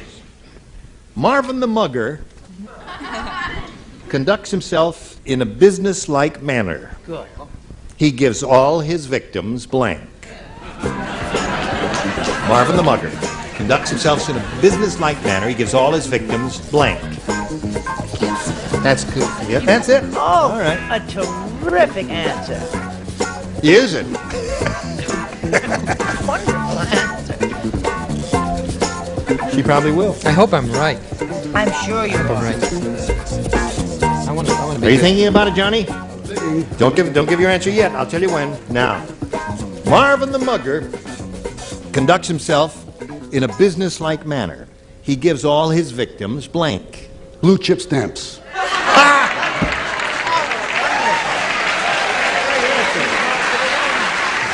That's great. That's not right. Now, that's such a terrific answer. I don't think you got a chance of matching any of that out of 10, but it's an absolutely wonderful answer. As Brett says, he's got too much class for this show. That is a great answer. I Yes. just get a simple receipt. Receipt is what I thought of, too. Gives him a receipt after he I'm mugs sorry. them. The receipt would probably be the definitive answer, but now that I hear of blue chip stamps is marvelous. Perfect. Absolutely perfect. What do you got there? Well, I certainly don't have blue chip stamps. You can bet your blanks on that. I said he gives them warning. Warnings. It's a little late. I'm with you. After he's stolen the money. I was going to steal Dickie's answer, but my honor got in my way. Now I wish I'd stolen his. Yes. Chuck? This will all come out on hardcover for Christmas. I said receipt spelt wrong. Receipt. I before E, except after C. You must remember that at all times. Did you remember it, Meg? Yes. R-E-C-E-I. That's right. Receipts. I didn't.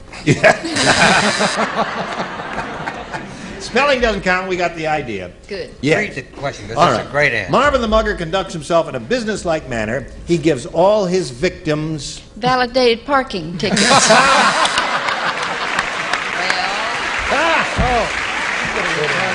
Very good. Yes, good. Well, we got two great answers, one from Johnny and one from Fanny, and neither they didn't match, though. But we'll carry on here in a moment or so, but first this. Now, here we are, in the middle of round one. He's had his first round question and didn't do well with it. And yours will be along, but not right now. We've got to stop here. Can both of you come back next time? Sure.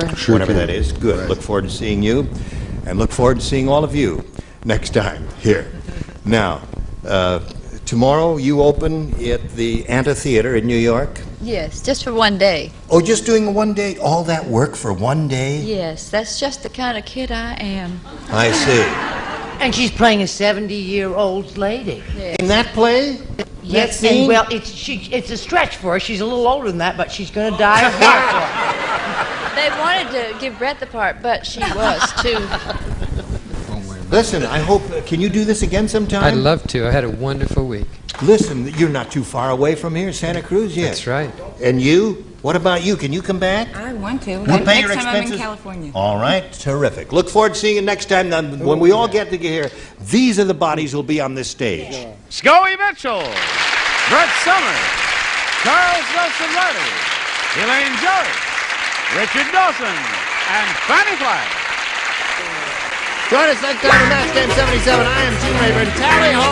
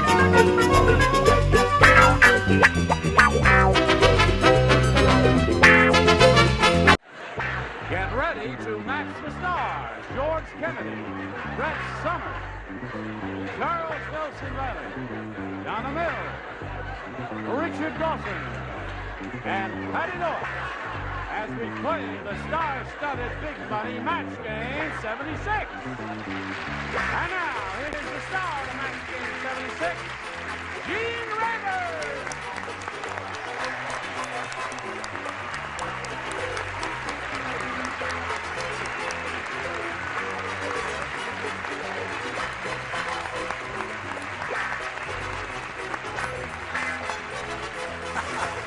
Thank you, Johnny O. And May I say something? Yes? I'd like to ask a question. What is your question? Is this your way of telling me that it's all over between us? No. No. Express, right? This little lady forgot her purse, so I just thought I'd bring it out to her. That's all. Thank you. That's all. Not trying to tell you a thing. What the heck have you got in there? That will weigh a ton. Let's empty your purse right here on the stage now and see what's in there. Oh, can't do that. No, okay. Well, I might as well do the game then. Huh? We can't do that. Let's say hello to Rory Demir and Apollos Coleman. How are you? This lady has won $1,800. And she's very happy about that. And now she's being challenged by Apollos, who's had his first and second round questions. So far, he has a total of 1. Yeah, 1. And when we come back from this commercial, you'll get your question, and if you match 1, you tie. If you match 2, you win. That's the way it goes. Come back and see how it goes. Here we go. This is all yours. Remember, 1 to tie, 2 to win. Everybody plays. Columbus says, he says, today I met a Pocahontas. Oh, she taught me how to make a corn, Indian style. And I taught her how to make a blank, Italian style. Make blank? Make blank, You Italian got it. style.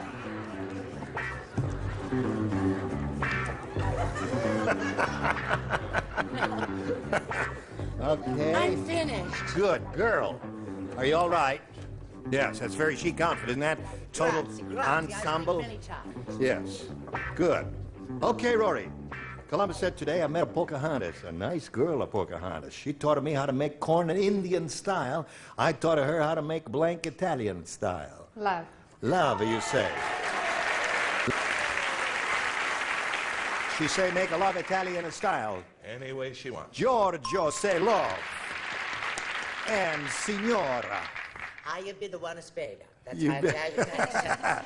I think of this as a match. I think of the babies. Make a babies, no. Sometime you see you make a love, you know, make a baby sometimes. If you're lucky. What do you say, Carlos?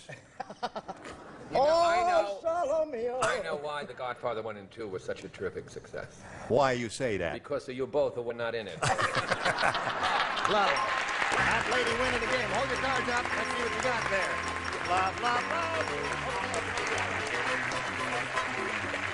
Hello again. All right. Hang around on the adhesive tape. Apollos, it was a pleasure meeting you, sir. Meeting you. You're going to get some gifts. Okay, They'll be thanks. coming to you through the mail, and we thank you for being with us at Match Game 76, Apollos Coleman. Now, Rory, this is your third shot at it here. You really haven't gone all the way with it yet, but you're going to try again, right? Sure am. Okay, good luck to you, Rory. We polled a studio audience recently, and we got their best response to this. Chow blank.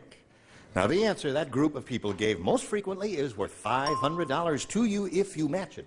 If you match that middle one, you get $250, and the bottom one gets you $100. Okay. Now, whom do you call on for an assist here? Richard. Maine. Chow mein. Okay. One chow mein coming up. George? Chow hound. Chow hound. Old Army expression. Donna. What do you say, Donna? Now, wait a minute, think about it. Third is tough, but you may think a little bit and come up with a third possible. Something. See that? Brett, it fell in the crack of the set there. Crack of what? No, it fell right down here. She can't retrieve it. Oh, wait a minute. All right. Oh, I thought of one, and I didn't even... There it was. No. Now keep thinking, sweetheart. No, big help. What? What do you say? Chow down. Chow down. Yeah. What is that? That's a cowboy expression, means eating dinner. Chow down. It's like bed down, chow down. First they chow down, then they bed down in separate bedrolls, I think. I don't know how they do it out there. So you've got chow mein, chow down, and chow hound. You want any of those? I'll take chow mein. Chow mein? Chow mein is what she wants. If you want some chicken egg drop soup before the chow mein, we can bring that out for you, sir. But if you don't want a chicken egg drop, you don't have to take a chicken egg drop. Just a chow mein there. You see, got a little chow mein under the $100 response. Go, Earl, slide. Chow chow. Chow chow. That's the answer she tried to give you, Donna. Chow chow. It's a pickle relish kind of thing there. Okay, we want a chow mein. Let's see the $250 response. Chow time. No, that's chow down, the same idea, but different words. Okay, here's your last chance for an order of chow mein. May we see it, please? Yeah, you got it. Congratulations. Very good. Okay, now you've got $2,400. You picked up another $500. You got $2,400. She says, oh my gosh. But now you're going to try for $5,000. That means you'd have a total of $7,400 if you hit. Remember to collect, you've got to match one celebrity. I'll try Richard. Okay, here we go again with Richard. There we go. This is it. Worth $5,000. It goes like this. Blank Simon. S-I-M-O-N.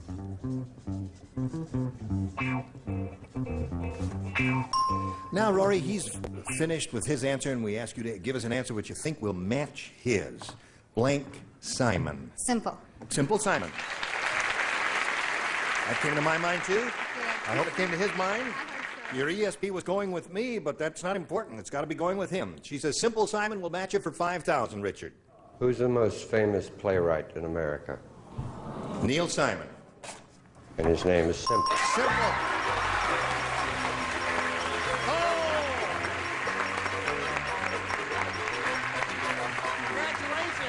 You got the $7,400. Rory Demir. So while you're getting it together, we'll spin a little message here for America, and then we'll come back and meet your new player. Here we are. We're ready to carry on, start a brand new game. To do that, we're very pleased to present a new player. Would you welcome Prudence Hudson? Now, let's find out about you, where you're from and all that. Okay. I'm originally from Shreveport, Louisiana. Yes. And I'm married to a super guy, and I have 2 children, a little boy that's 1 and a little girl that'll be 7 the 4th of July. Oh. And for my entertainment, I occasionally do a little decorating, and that's about it. Okay, Prudence, Okay. we welcome you. Wish you the best of luck, and we'll begin now by asking you to make a selection, A or B. B. B for Prudence. Here it is. You remember the movie They Came from Outer Space? You all remember that picture? Sure. Well, they just made a movie with creatures even more horrible than that one. Yeah, this one is called They Came from Blank. They Came from Blank. Yeah, the original was called They Came from Outer Space. You know, with those horrible creatures. But now with creatures even more horrible, it's called They Came from... Hello, darling. Some marvelous answers, some great possibilities. Oh, I'm already finished here. I'm just checking your answer. That's good. Yeah, Very good. Good. All right. All right, wait a minute. Wait Wait a minute. We'll Charles wait. isn't ready yet. Okay, Charles.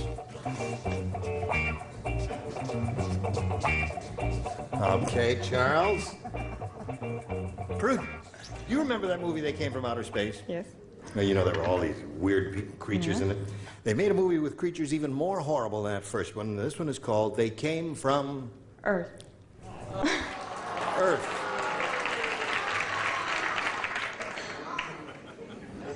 You haven't pleased them too much. That's not a bad answer. George? Where I have them coming from is on Earth, but I don't think it's any sort of a match. Outer Burbank.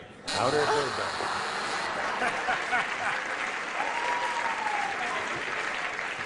A blue night is getting laughs now. Imagine that. I can't imagine that. Oh, devil is. Well, darling, I said they came from the Hollywood. Hollywood. Hollywood, the Hollywood. Yes, Charles, where do they come from? Encino. Encino. Everything isn't ugly over there. Now, Johnny, this new movie with creatures even more horrible, it's called They Came From... Hollywood? Hollywood, Tinseltown, she says. Richard, what did you say? Well, I caught a glimpse of the monitor, two of the people on the top row, and I said they came from Match Game. 7-6.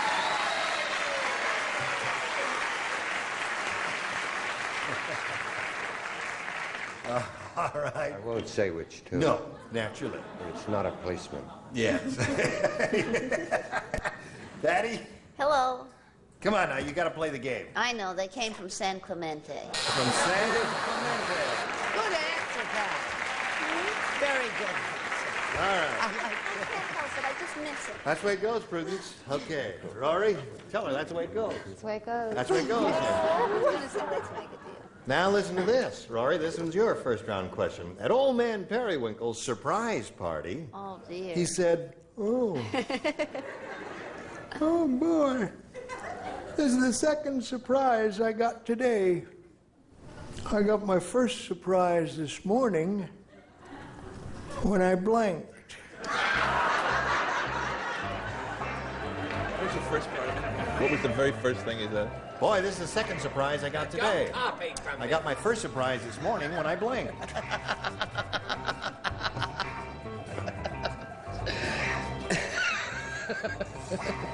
You've all got your little thinking caps on, and they're not working, are they? Mine's already worked. Oh, there's some terrific possibilities here. Is that one? No, that's not No, one. that's not good, Pat. Oh, Patty. Thank you. Come on, Patty, start thinking. Don't look at us, Charles and I have finished. Haven't we, dear? Yes, Charles. Okay. Your thinking cap isn't working either, is it?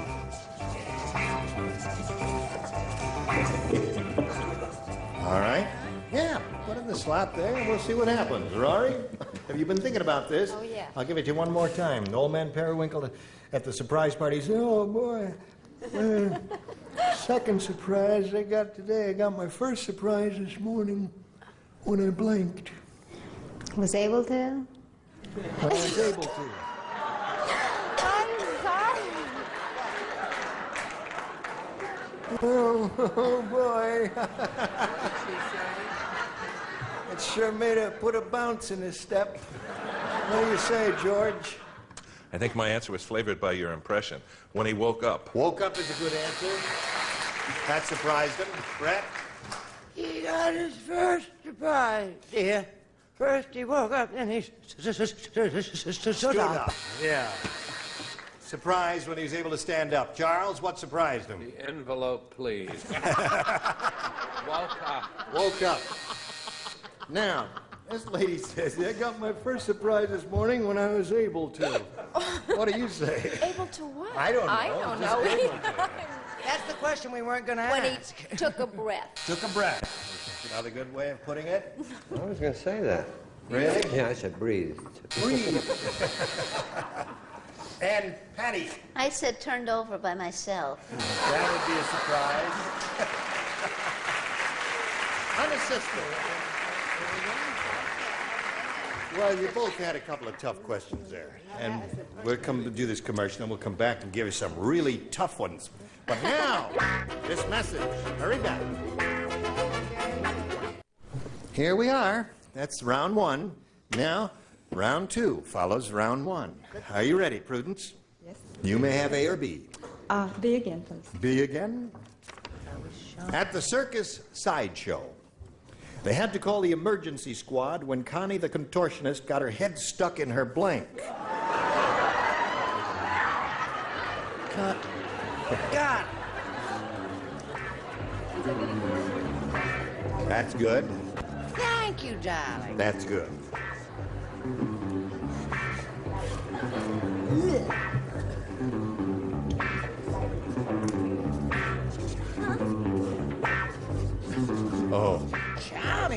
was charming.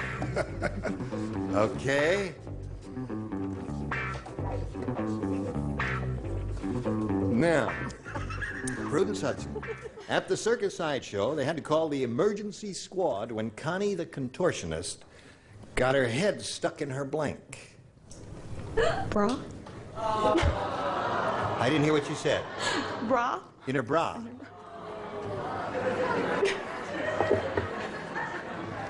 That would be hard, wouldn't it? Boy. George, what do you say? I didn't get that far. I had her head stuck in her derriere. In her derriere. Mighty limber girl. Oh, honey, she was so limber, I tell you. Well, you have to put your head all the way down to your knees, then you bring it all the way up and you get it stuck in your cleavage. In your cleavage. Hey, that's a match.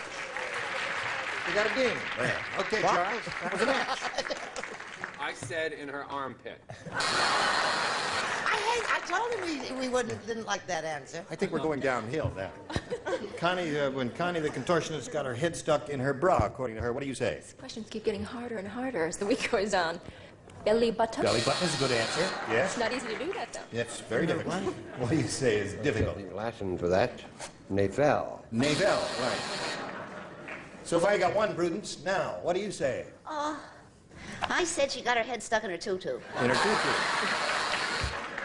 Yes, of course. Well, naturally, she was wearing them. Rory, you're in the same spot you were in last game. 0. No, 1 to tie, 2 to win. Oh, okay. You know what I mean? Right. Ready? Okay, 1 to tie, 2 to win.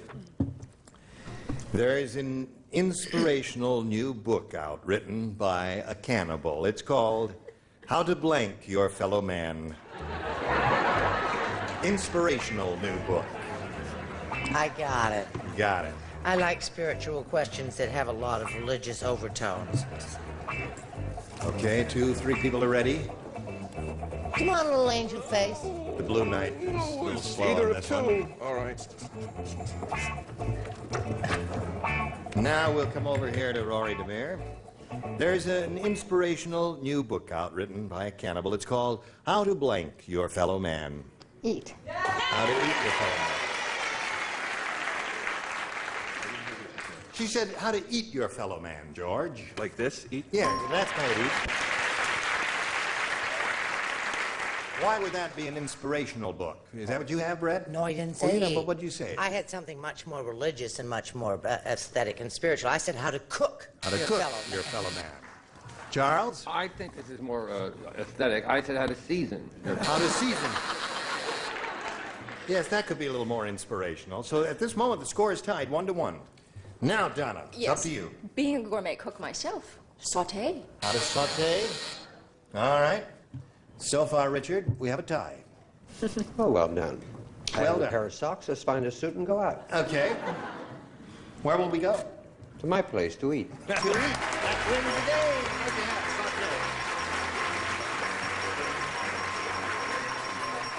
Congratulations. Yeah. Well, Prudence, it was a pleasure to meet you, my dear. Thank you so much. I really enjoyed it. Thank you for coming and being our guest here on Match Game 76. Prudence Hudson. Goodbye. Now, while she's spinning off, we'll spin some messages for you. Well, here we are. Too much time to kill and not enough time to do another question. Oh. So That'll you want happen to do your a lot. dance, or Well, let's your try and kill monologue? Brett. It's very unkind, That isn't is he? a hostile Let's send thought. him Are back you to feeling England. hostile? No, No, not at all. Let me feel. Is it? No. Oh, listen, I know what I want to tell you. What? I met this lady's son, Max, during the dinner break. He's a charming child. Thank you. We and, like him. And very handsome, too. Thank you You're very going to keep much. him. For a while. Oh, all right. And listen, don't forget to watch George Kennedy here, The Blue Knight. It's a very exciting and marvelous program. So, join us next time for Match Game 76. Goodbye.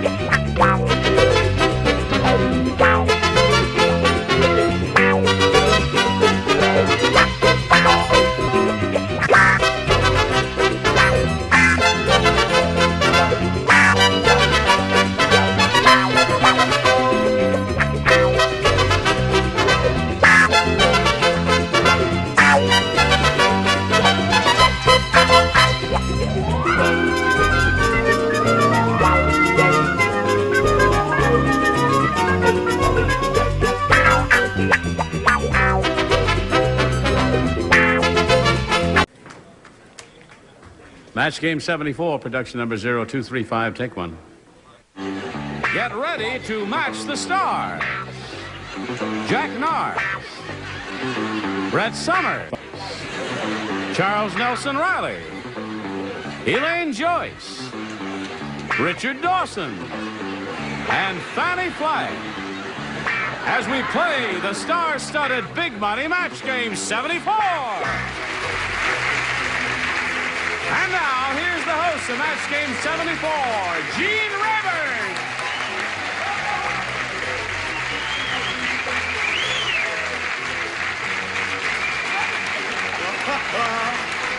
Hello.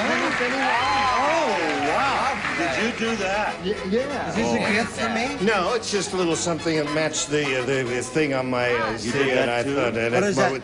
What does that say, wading pool? No, that says little W. bad. Wiano, right. And that's a tennis racket cover, which I did with my very own hands. Did you do that? I did that. Sweet. Now, in all fairness, we should point out he doesn't do windows. No. On Thursdays, I do occasionally. Where are the other bodies? Oh, we're cutting down. Yes. Oh, we are? Yes. Yeah. Gave away too much money. What happened? I don't know. It's just, they just sort of disappeared. Come on. No. They're coming out now. What is it? Two Come of them. on. Ladies, Where are you? Where are you? Open the door. We just came from Betty White and Al Martin's wedding. You mean they finally got married? Yes, after all these years. But we missed you.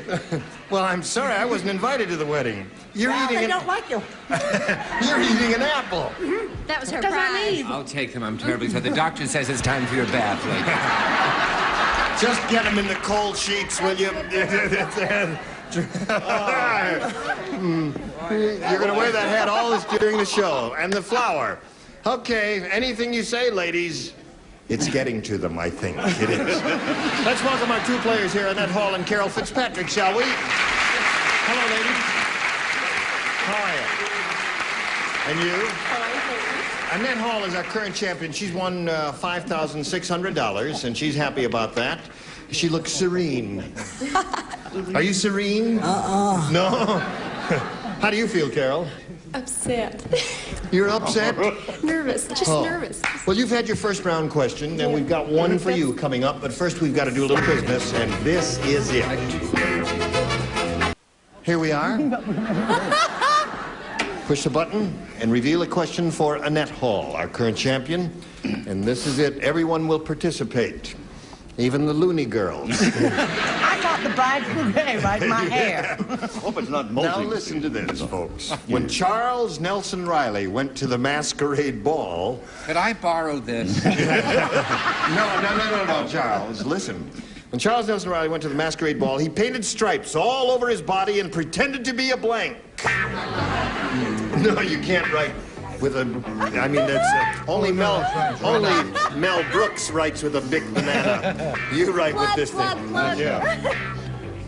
When Charles Nelson Riley went to the masquerade ball, Annette, he painted stripes all over his body and pretended to be a blank. Think about it for a second. Hold on. They're not finished writing yet. She's got an answer already, though.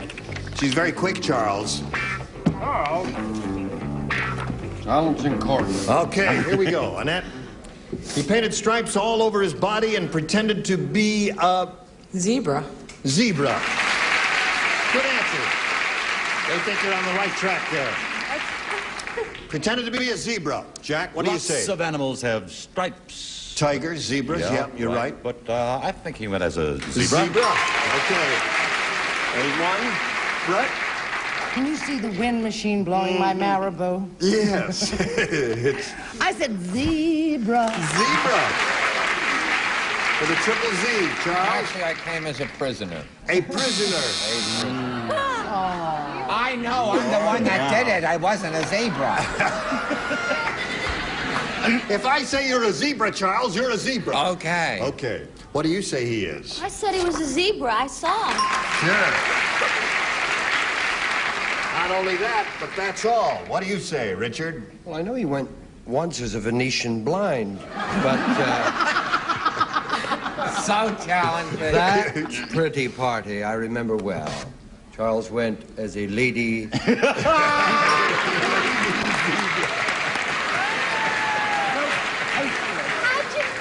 don't care. You didn't specify. She didn't specify lady or man zebra, so it's okay. It's a match. I betcha. Yeah. Where was what the do you party, say? Denmark? I said zebra. Zebra. Okay. So we go to round 2 here now, and the champ is ahead 5-0. Carol, what are you going to do to catch up? I'm going to have to try B again. B. All right. Let's see what she does with B. You've got to match 5 to stay in the game. Barry, the practical joker, said, I worked out a great new gag. When anybody sits on my blank, it plays a Star-Spangled Banner. I'm sorry, you'll just have to do that one more time. This is I was just thinking about the wedding. Barry, the practical joker. He said, I worked out a great new gag. When anybody sits on my blank, it plays the Star-Spangled Banner.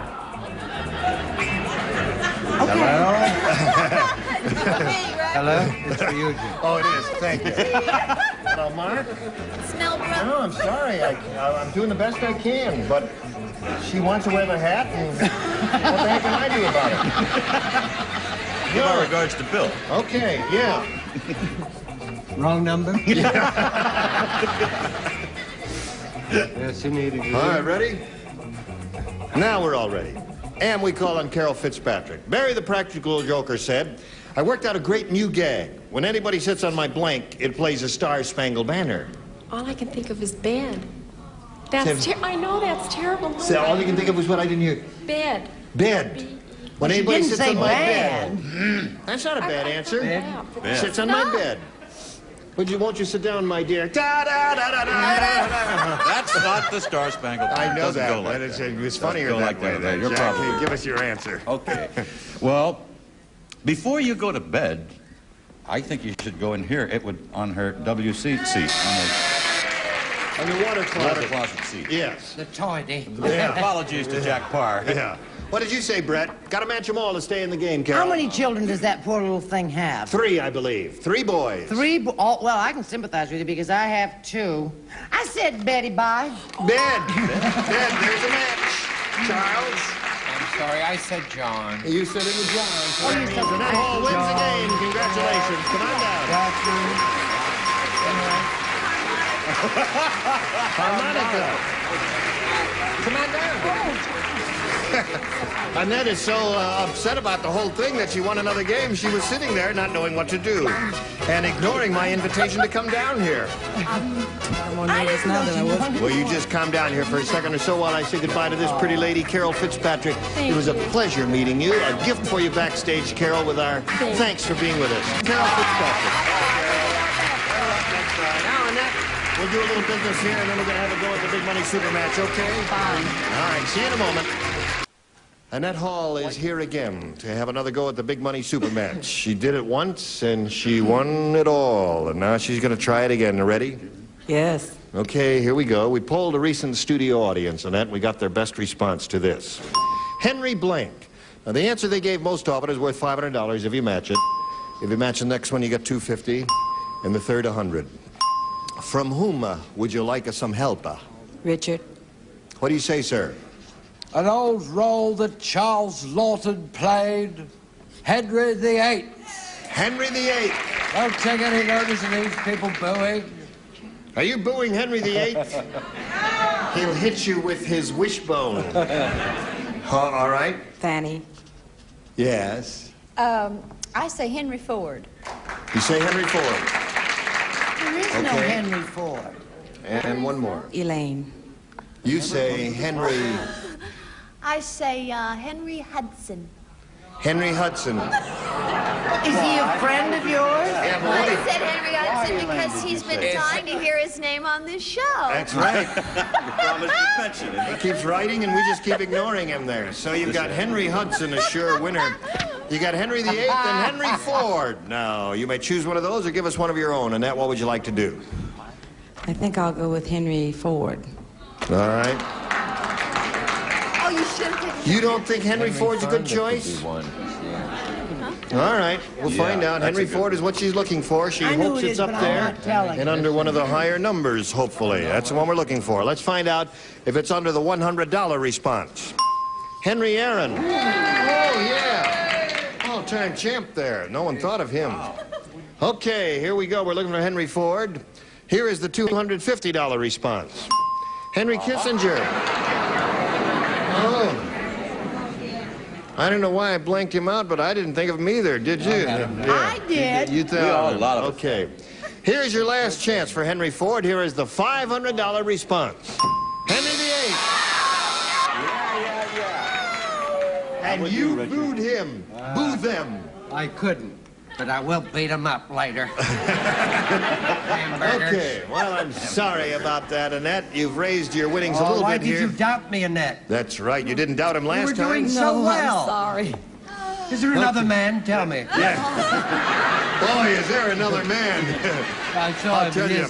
Okay. Together. You're going to play another game now, Annette. Here comes your next challenger, Ken Scott.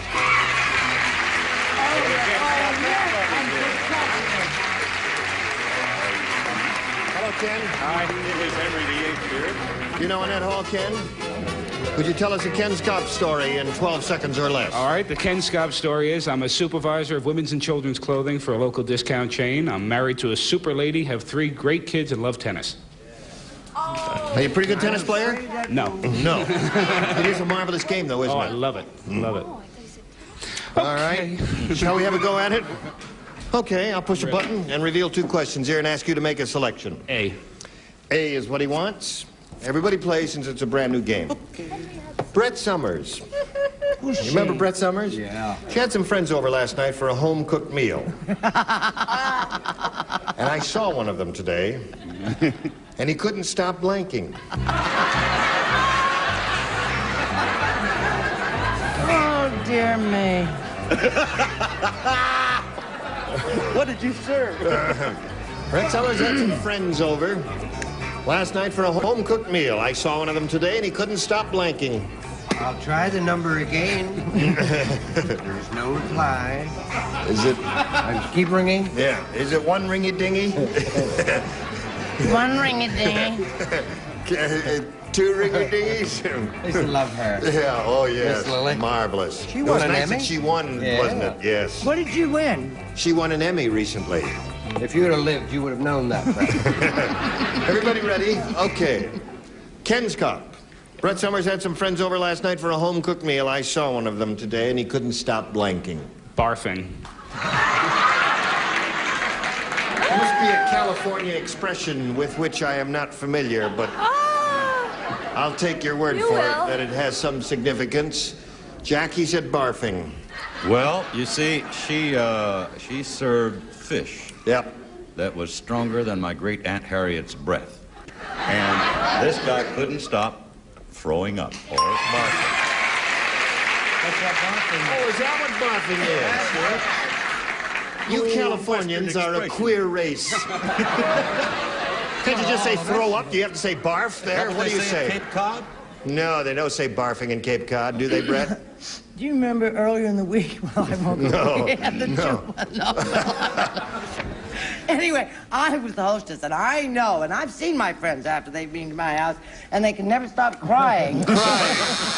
They cried a lot. Charles, what did they do? I was going to say raving, because you are lovely. You really are, and then it's serious. We joke, but I did write, to give them a point, belching.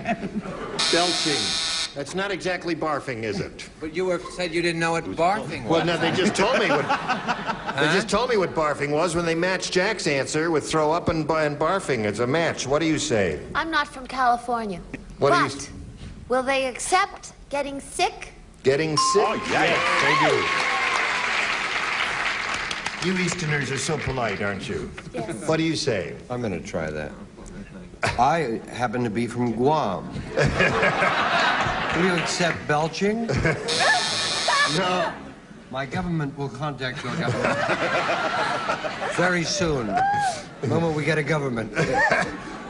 Fanny, what do they say down in Montgomery, Alabama? No, I was at her house only last week, and we had a lovely sit-down dinner of Kool-Aid and pork. And I might say I threw up. Oh, boy. Okay. That's 3 for you. Yours will come up in a moment or so. Right now, friends, we've got to pause for this message. You come right here. Okay. Where are we? Oh, we're in the middle of round 1. Are you ready? Yes. Well, I'm not. No, yes, I am. Annette, he scored 3 times in his end of the round, and now let's see how Annette does in hers. Consuela said, Dr. Welby, that patient has been dead for 6 months. Why don't you stop blanking him? Consuela said that. Dr. Welby, that patient has been dead for 6 months. Why don't you stop blanking him? I got through before Dickie Dawson. Yes, she did. That patient has been dead for 6 months. Why don't you stop blanking him? Okay. Ready down there? I'm ready over here. We're waiting for Charles and Jack. They're not worth waiting for. Drive on. Okay. Gonna leave without you. Here goes a train right out of the railroad station. Ready, Annette. Consuela said, Dr. Welby, that patient has been dead for 6 months. Why don't you stop blanking him? Trying to revive him. Trying to reviving him. No. Let's all groan together if we're gonna groan. There goes the patient. He's been dead. See, that's the first line. All right, Jack, what do you say? She says trying to revive him. Well, one very well-known method of doing that is heart massage. Why don't you stop massaging? Massaging him. Okay. All right, no match there. Brett? Well, everybody knows that Dr. Welby is not the person he appears to be, and I said treating him. Treating him. Okay. Prescribing to. Prescribing to him. Okay, no match there. Trying to revive is her answer. What do you say? Talking to him. How are you? Nothing. Yes, it's okay. Yeah, just take 2 aspirin and call me in the morning. That's it. That's it. And Richard? Well, Representative of Guam, of course. Yes. You're trying to revive him. You're treating him, aren't you? That's right. Well, there are other ways. I didn't ask you, did I? I asked this man. But I'll get to you in a minute. There are other ways of trying to revive him other than treating him. Name 2. You could punch him in the mouth to get his attention. Oh, well, I'll do that. I said treating. Trying to revive and treating does not match. And what do you say? Government will contact you in the morning. What did you say, Don? I think you. Back home at the plantation, Rottenwood. No, I said charging him. Charging him. Oh, charging him. Yeah. Stop sending bills. Okay, so there's no match there at all. We go to round 2. Ken? I'll stick with A. A it is. Now, last time you matched half the celebrities. This time you'll try to match the other half. It is a little-known fact of history that Yule Gibbons ate Lady Godiva's blank. Very few people until this moment knew that. We reveal all here, friends. Oh, I wish I were writing this one. You may whisper one in my ear. That's not good. Yeah! That would be a good answer. It really would. Yeah. A little-known fact of history that Yule Gibbons ate Lady Godiva's blank. You think about that, Ken, for a moment? Charles, you ready? Okay, we're all set. Thank you. Ken, what do you say? It's a little-known fact of history that Yule Gibbons ate Lady Godiva's horse. Hold. Ready? No, Fanny does not participate. She was just doodling. I don't even. No. Of course you don't get to play. No, you matched last time. He matched 3 people in his first round. You were one of them. I did? Fanny, Elaine, and Jack. Do not Take play. your hat off and All maybe right? you can hear. Go, Ken. Horse. What? Lady Godiva's horse. He ate Lady Godiva's horse. Brent, what do you say? Well, honey, there are many edible things in the forest. Yeah. And horses are one of them. Horses are one of them. There's one for you. Here we go, Charles. I said hair. Ate her hair. And Richard. She's not a bald-headed lady, Charles, for goodness sake. Also, he's a vegetarian. Didn't you know that? But he did eat her clothes. He ate her clothes. That's why she was naked. Yeah. So, you picked up one more, and now you're up to 4, and we've got another question for you, Annette. But first, we've got this for you. Time has come, the walrus said. To speak of many things. To speak of many things. Of what? Like what? Like what? Well, goodbye for one. And we're in the middle of round 2 here. The score is 4-0 in favor of the champ. You've got to score of the challenger. You've got to score 4 to stay in the game. When we get back next time, 5 will win another game for you. We'll look forward to seeing all of you next time. And you too, dear friends and gentle hearts. You were just splendid. You were lovely, too. Yes. I just go on record as saying you're a beautiful, warm human being. May I say that? Well, I thank you very much. Now here it comes. All right. And what else? You really believe that, don't you? Say good night, Gracie. Good night, Gracie.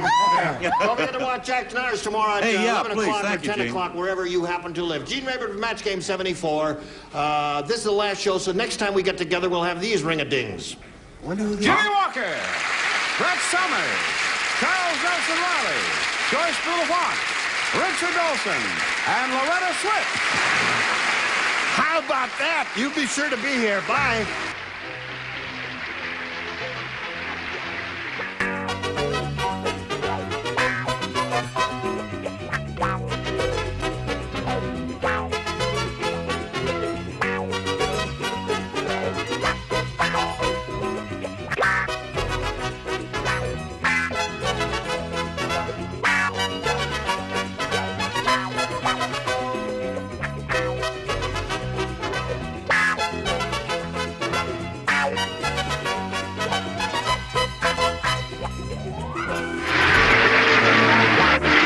Stay tuned for Tattletales, next over most of these CBS stations.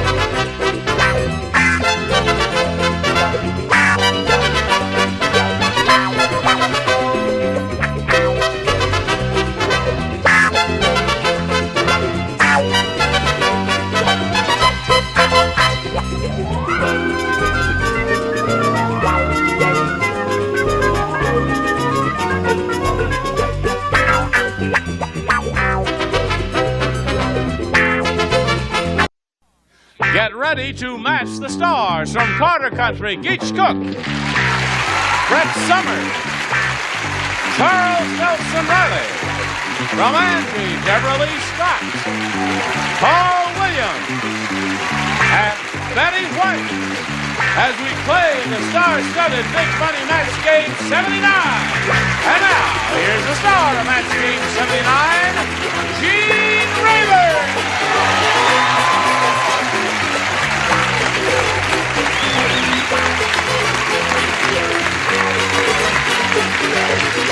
Okay. Everybody ready out there, John? Everybody ready up here? Yeah. Now, you're wearing lions on your safari jacket.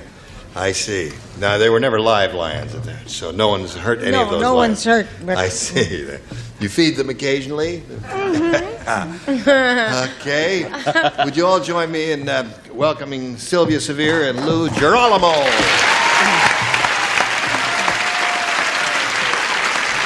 Sylvia's the current champ with $5,950. She's been challenged by Lou here, who had his first round question. And he did not match any of our stars, but the first rounders are a little tougher, as you probably know. We've got one of equal difficulty for Sylvia, which reads as follows. Nelson Rockefeller is so rich. When he was a baby, he didn't have a teddy bear, he had a teddy blank. When he was a baby, he didn't have a teddy bear, he had a teddy blank. There it is, blank to read. Oh, really? Oh, Betty. I can't. Anything. Get your mind going, Brett. All right, Miss White. Nelson Rockefeller is so rich. When he was a baby, he didn't have a teddy bear, he had a teddy blank. I just can't think of anything. I'll just say nurse, because I can't think of anything else. You can't think of anything? Nothing, no. Or a nurse in a teddy, perhaps. I just couldn't. Okay, now you'll hear some good answers over here. And very shortly you'll hear some good answers. But Not I this thought one? No. It was, they were so rich he had a whole teddy zoo. A teddy zoo? Yeah. In a little while, you'll hear some good answers, Sylvia. That was not one of the better ones. Yes. Now, some of the members of our audience may be a little too old for this play on words, but for those of us who remember, he had a teddy boy. Oh, really? Don't you remember the teddy? English. Thank The you, English. Paul. The only The English. See? I'm the only We're one. Is too that what they smart call for a the teddy rest. bear? Teddy boys. They were. Oh, I rough remember trade. Teddy Boys. Yes, they And used they to were hang kind around. of like, and they Yes, did a they lot used to of hang around in this. Chelsea, Nelson didn't would they? go for that. Right. Is her turn over yet? Her turn is over yet. Right. She just won't admit it. She is finished. Sad. Now, not a teddy. No, this is adorable. Not a teddy bear. A teddy clothed, furred and sequined. See, a teddy, not a teddy bear. A teddy Clothed. clothed, furred, and sequined. I think it's a rather charming answer myself. It's going to be dangerous up here. And Gucci. And Gucci's, right. Okay, Deborah Lee. Oh, you no. All right. Yes. I said a Teddy Kennedy. Terrific. Now, that's a good answer. Real live Teddy Kennedy. Okay. Well, there are a lot of us who feel that way. Did you ever see the book that what's his name wrote? The English actor wrote a book on teddy bears once. Yes, Peter Wolf. Peter Rabbit. Milne. He looks like an English bulldog. Had a wonderful face. Now, what's his name? What? John Bull. Yes, he's wonderful. Peter Bull. Peter Bull wrote a wonderful book on teddy bears and told Why how don't we have during him World on the War show? I, the guys took them to combat with them, and they were very comforting and everything. And hello there. No matter how much time is stretched between my reading of it and her reading of it, it's still not the same. going to be nearly as funny because did you ever try to tell a joke that somebody just told? Yes. Do you know how brilliant I felt when I wrote Kennedy like you did? Very nefronic kind of crying. Keep doing that. Okay. All right. Betty, what did you You have? keep stealing, Deborah Lee, and you'll get the laughs. I was rather ashamed of it till now, and I'm rather proud of it. I said Kennedy. That's it. Okay. Everybody in the bottom tier said the same thing. We can see what There we are. Neither one of you, but round 2 is coming up, and we'll get some celebrity matches then. Right now, this for you. Now let's go on to round 2 and ask Lou if he wants A or B. I'll try A. A. You had B last time, right? Yeah. Okay, let's see what you do with this. Herman said, I just saw the world's most wrinkled jacket. Either it needed pressing or it was made out of blank skin. World's most wrinkled jacket. Wrinkle.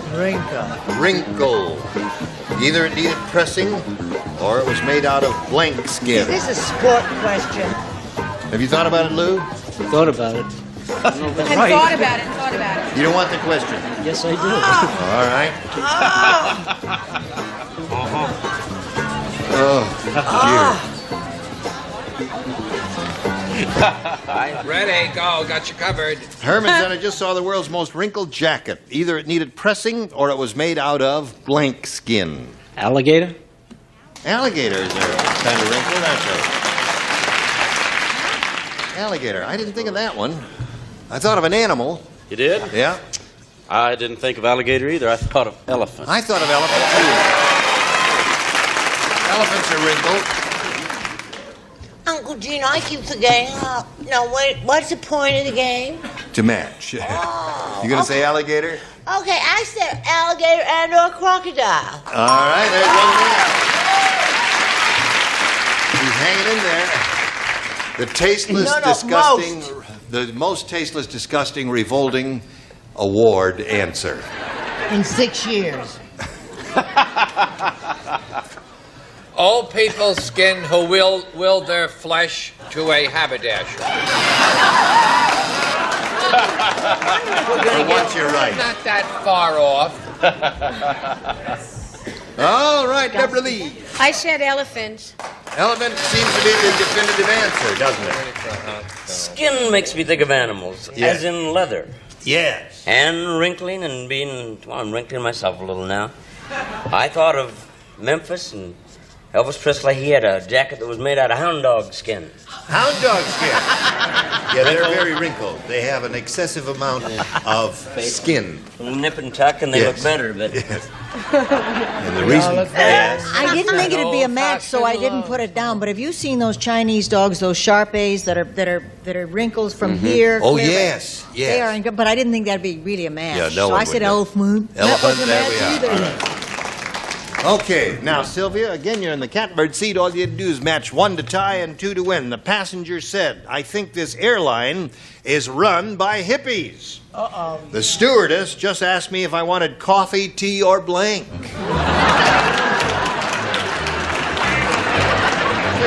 Hippies? The airline is run by hippies. The stewardess just asked me if I wanted coffee, tea, or blank. She thinks the airline is run by hippies. Well, I mean, musicians are in enough trouble as it is. The passenger said, I think this airline is run by hippies. The stewardess just asked me if I wanted coffee, tea, or... Grass. Grass. This is coffee, tea, or grass. You dropped your pen here, my dear. There, thank you. Okay. Coffee, tea, or grass. Right. They were flying high, I guess. Yeah. I said weed. Weed. There's one for you. Tie score. One more of them funny-smelling things, and she wins the game. Oh, honey, keep your lawn mowed. There it is. Sylvia, we can get one. The rest of you, hold up your card. All right, everybody's got it.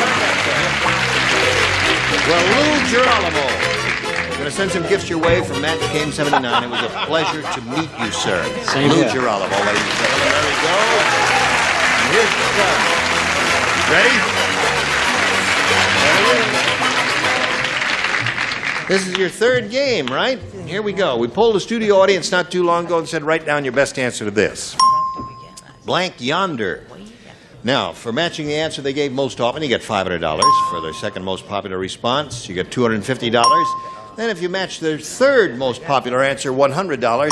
And 3 of the ding-a-lings will give you some assistance here. Paul? Yes. Blank yonder. Paul. Blank yonder. Obviously, there are 2 or 3. I thought of down yonder. Down yonder. Okay, there's one. Betty? Looky yonder. Looky yonder? Is that a phrase that was popular in your neighborhood? No. No? Not in my neighborhood. Oh, all right. Brett? What about over yonder? Over yonder. Over yonder. Now, those are the 3 they've given you. And Sylvia, remember you have the option of choosing one of those or thinking up one of your own. Over yonder, down yonder, and looky yonder. What is your pleasure here? Down yonder, I guess. Down yonder? One that Paul gave you? It could have been wild blue yonder is what I was Wild blue yonder. Down yonder. Wild blue yonder. Wild blue yonder was your idea? Oh. Off we But go that's into the Air Force, the official Air Force song. Yes. Yeah. Down yonder is kind of home. Can you Down yonder is imagine home. me not thinking of that? Off Yes. we go into the... And you're wearing Air Force blue today, too. All right, let's begin at the bottom and reveal a $100 number. Way down yonder, you got it right off the bat. Let's see what's under the $250 response. Wild blue. Oh, what's going to be on top?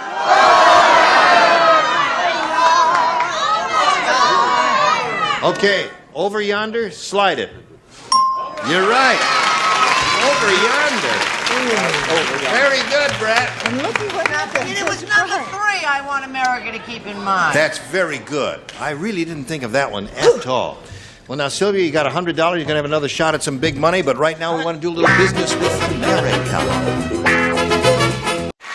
Here we go for the third time with Sylvia Severe.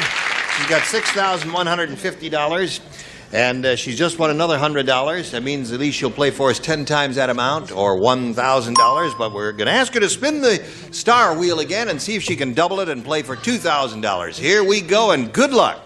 Bing.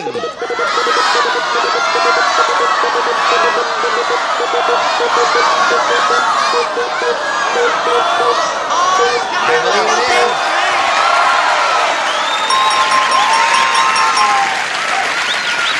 Okay, Sylvia, you have doubled it. It means you're playing for $2,000 with Paul Williams, and here we go.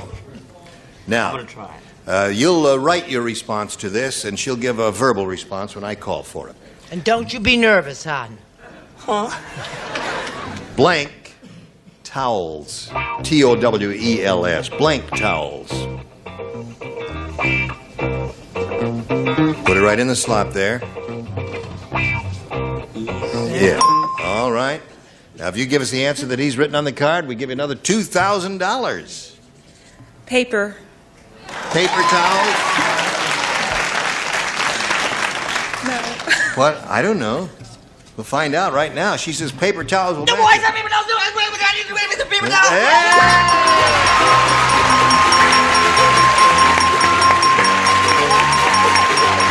That's another $2,000. You have $8,150. Congratulations. All right. Let's welcome another player now. Here comes Nancy Lowe. Yay, Nancy.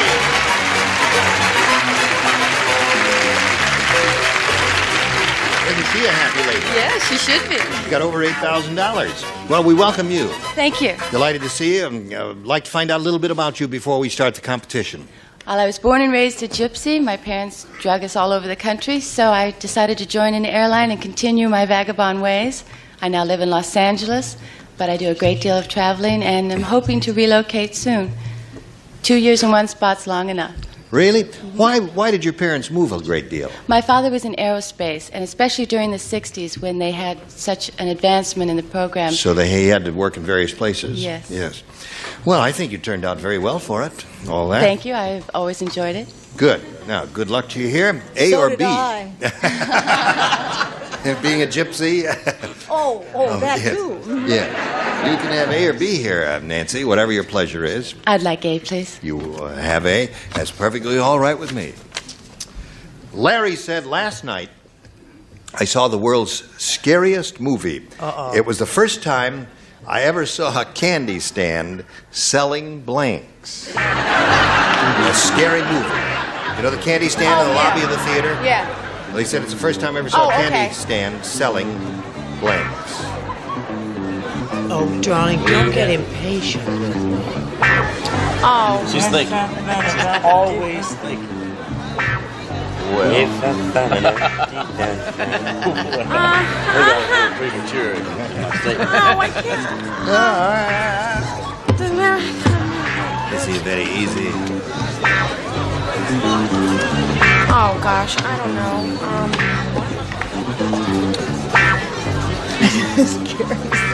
I don't know. Okay. Nancy, Larry said last night I saw the world's scariest movie. It was the first time I ever saw a candy stand selling blanks. Chocolate-covered spiders? May I ask, how would that allay his fears? It shouldn't. No, well, that's Should what I just fill his figured. tummy, I suppose. I see. Just gratify his oral urges and do nothing for his psyche. What do you say, Geach? Well, I can religiously. I don't like scary movies, and I don't like to watch them. And I think if they'd sell blindfolds, Blindfolds. you could eat your popcorn and not have to hold your Yeah, hands over just your hear eyes. the sound. Right. Okay. That's not a bad answer. Why? Is there a better answer? Well, I don't know then. What do you say? Isn't a better answer. Hello, darling. I said masks with no eyes, so you couldn't see through them. Okay. There's two of those. Chuck? Dramamine. Dramamine.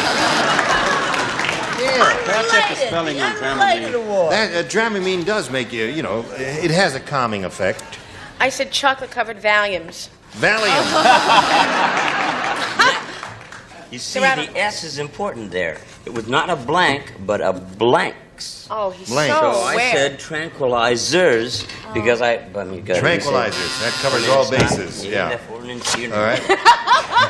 Tranquilizers is good, I think. Don't you, Betty? No, I think I have a match. Oh, really? I think I have a match. Chocolate-covered spiders? Yes.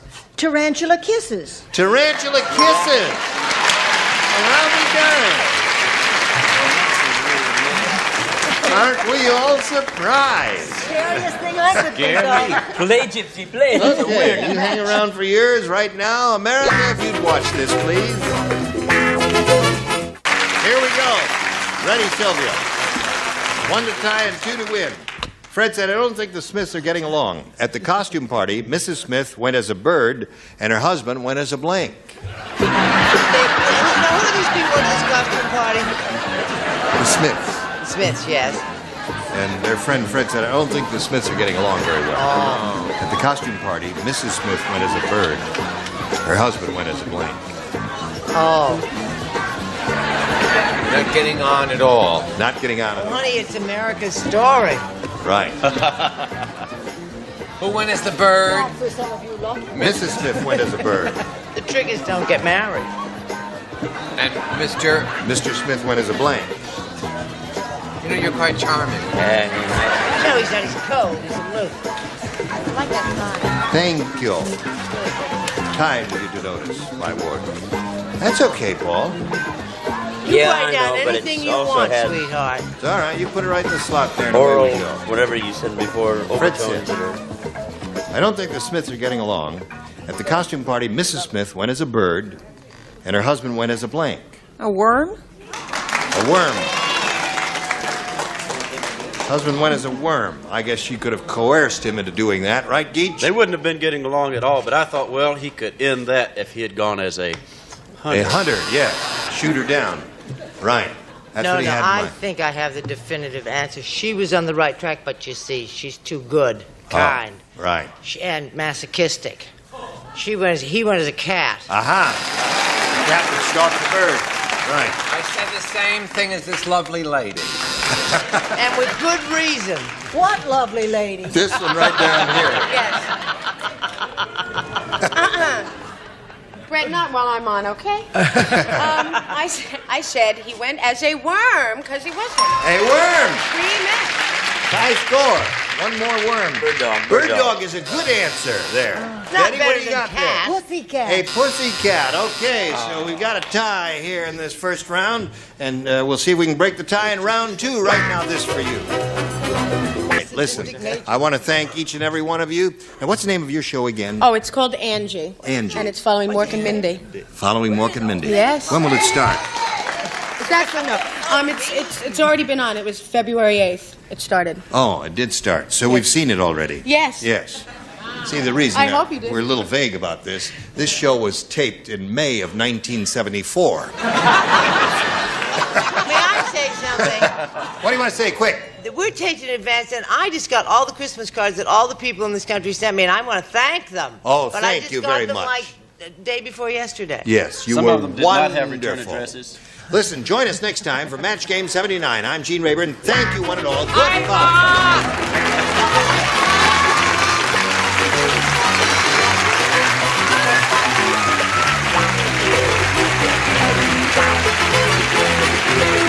This is Johnny Olson speaking for Match Game 79, a Mark Goodson, Bill Topman production.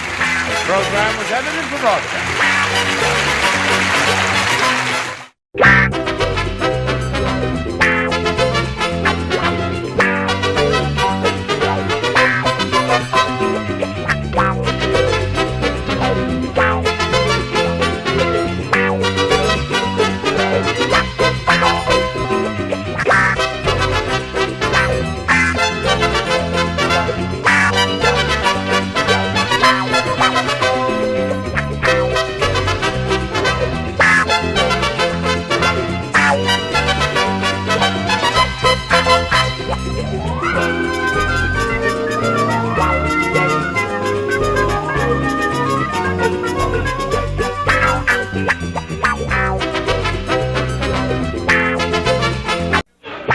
Get ready to match the stars. Nipsey Russell, Brett Summers, Charles Nelson Riley, Susan Sullivan, from Family Feud, Richard Dawson, and from the Bob Newhart Show, Marcia Wallace, as we play the star-studded Big Money Match Game PM. And now, here's the star of Match Game PM, Gene Rayburn.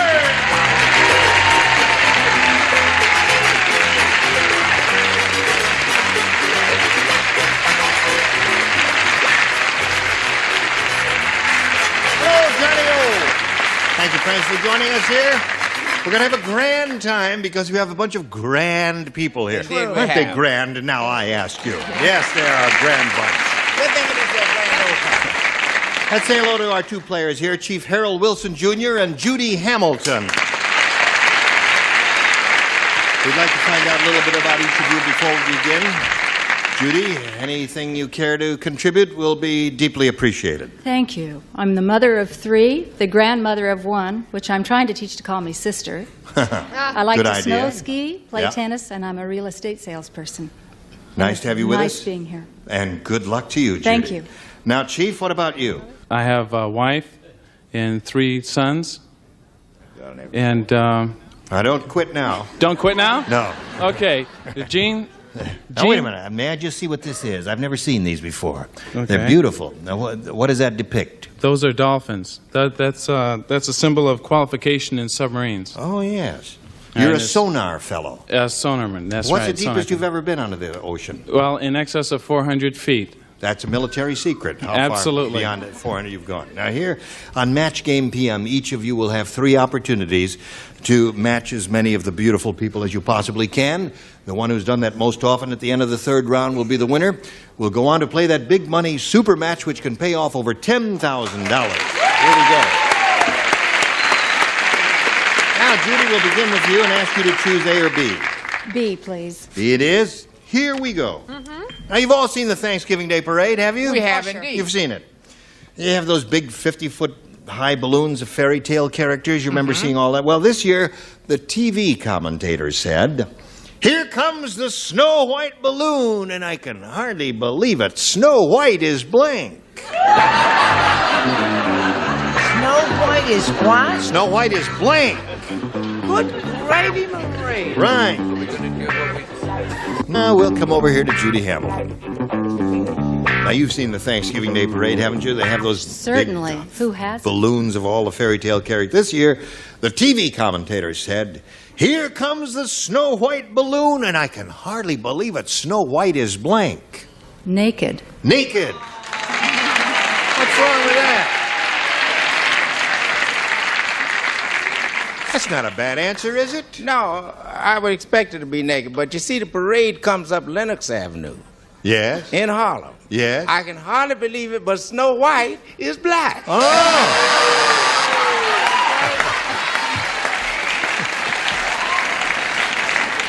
All right, we got one black Snow White. Now, you see, Nipsey got it wrong. Why? They went to black because Snow White was naked. Uh-huh, naked.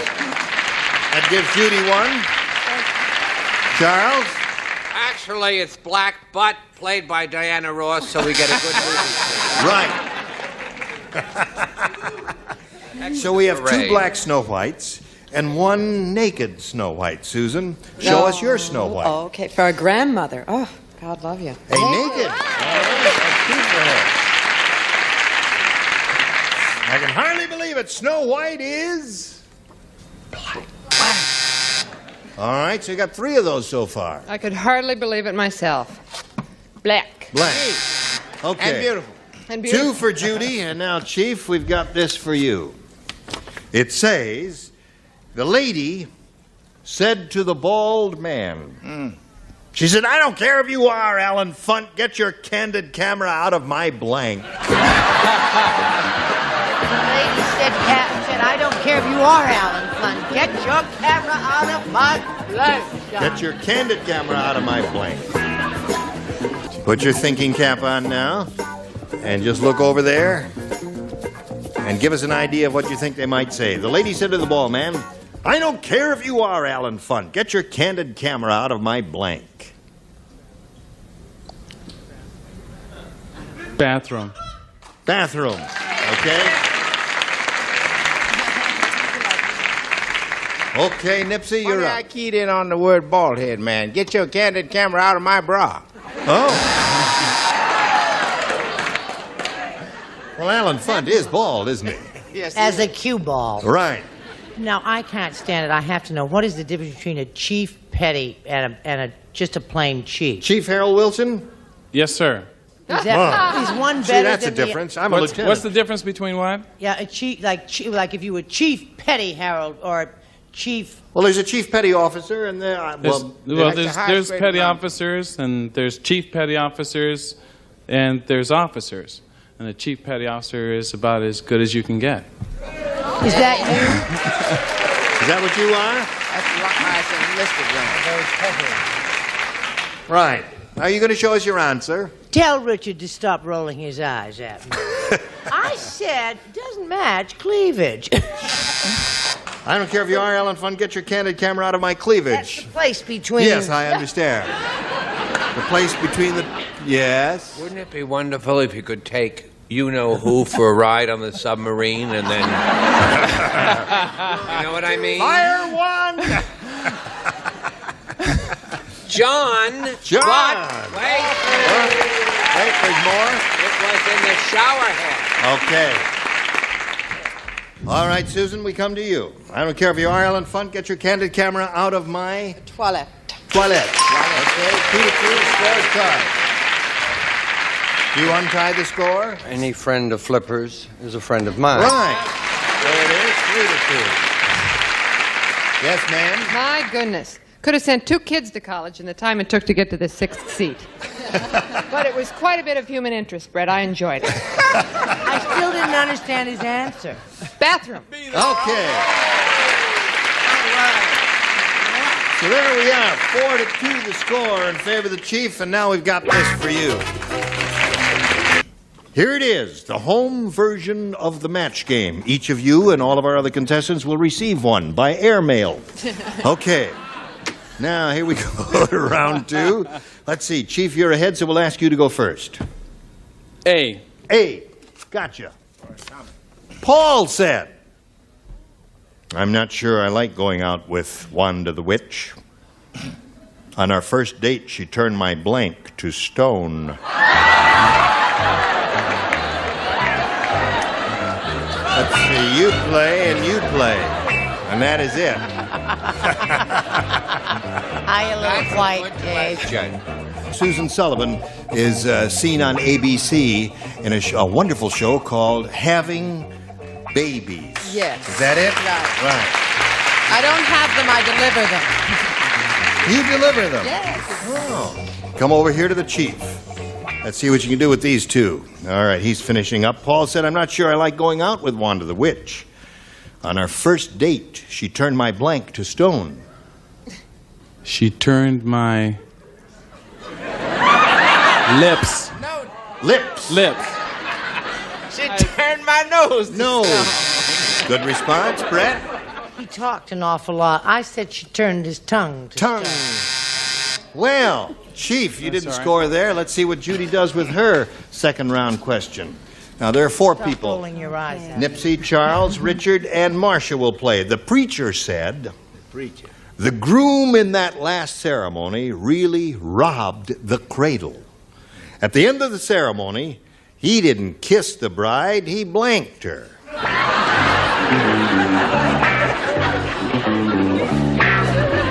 Now you understand about these things since you've already admitted that you're a grandpa. Yes. The preacher said, the groom in that last ceremony really robbed the cradle. At the end of the ceremony, he didn't kiss the bride, he blanked her. He burped her. Burped her. Okay, Nipsey, what do you say there? Yeah, the bride was so young, her breath smelled like pablum. Burp. Okay, Judy, you're up to 3. Chuck, what do you got there? Oh, burped. A burping. 4-4, the score is tied. Now, Richard, we come to you. El Burpo. El Burpo. Judy's up to 5. Yes, Ms. Marcia, honey. Ms. Marcia? Yes. Burping. Oh, look at that. He's got them all. Now, Chief, she's matched all 6 of our celebrities, and that means you've got to do a little catching up. The best you can do is achieve a tie, and you'll have a choice here of A or B. Let's go with B. B it is. All right. Nipsey and Brett again. Si, senor. Old Lady Purvis said, Well, boy. At the old folks Olympics, Mr. Periwinkle ran in the race for 101-year-olds. Well, but he was disqualified because by the time he crossed the finish line, he was blank. Disqualified because of Mr. Periwinkle ran in the race for 101-year-olds, but he was disqualified because by the time he crossed the finish line, he was... Unfinished. You don't have to go through. You got to move through unfinished. Old Lady Purvis said at the old folks Olympics, Mr. Periwinkle ran in the race for 101-year-olds, but he was disqualified because by the time he crossed the finish line, he was... dead. All right. Now you got to match them both to achieve a tie and stay in the game. Let's see if we get a couple of cadavers out of these two. Nipsey? Well, when it said finish line, he was actually finished. That is it. 6-5 to score. Now. Here comes. You've heard of the proverbial doorknob, or is it nail? Dade. Dade. All right. Tie score. All right. So here we are with a tie, and we'll tell you what happens when we get a tie right after you hear about this. Now, here's what happens when we have a tie. First, we have to wipe the slate clean and get rid of all of those numbers and push the button here, reveal one tie-breaking question for each, and the one who matches the most celebrities will be the winner. And Judy will ask you to go first. You may have A or B. I've got to go with B. B again. All right. Tiny Tom Thumb said, I have a pet flea, and today's his birthday, so I bought him a blank.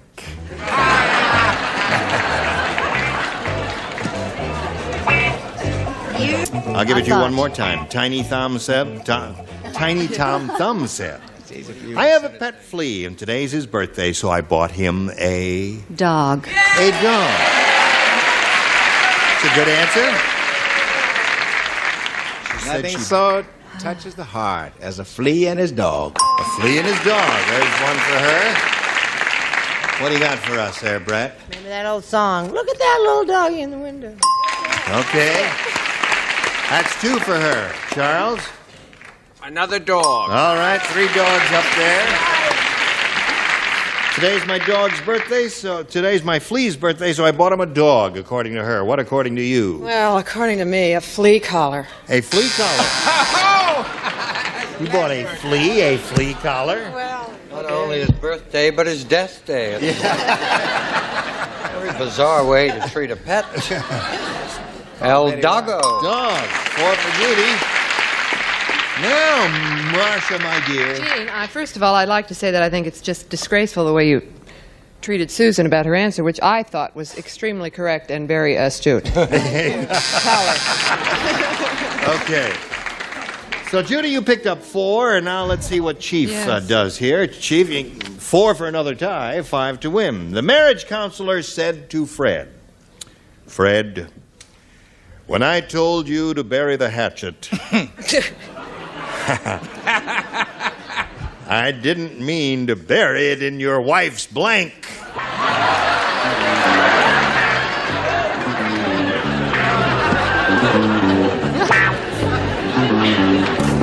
The marriage counselor said to Fred, Fred, when I told you to bury the hatchet, I didn't mean to bury it in your wife's... head. Head. All right. He said, head. Chief Harold Wilson is with our Navy, isn't he? Yes, he is. I see. Head. Head it is. He is not the enemy. What do you got to say? I say you've got to work real hard to get ahead. Right. All right. Yes.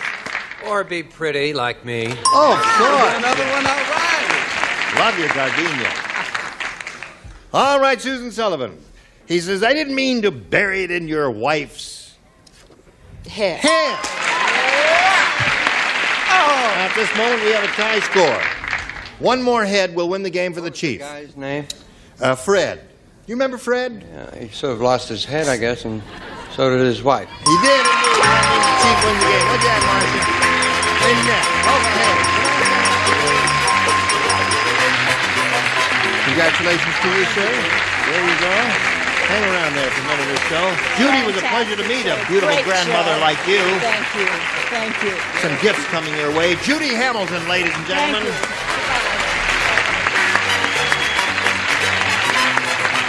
Okay.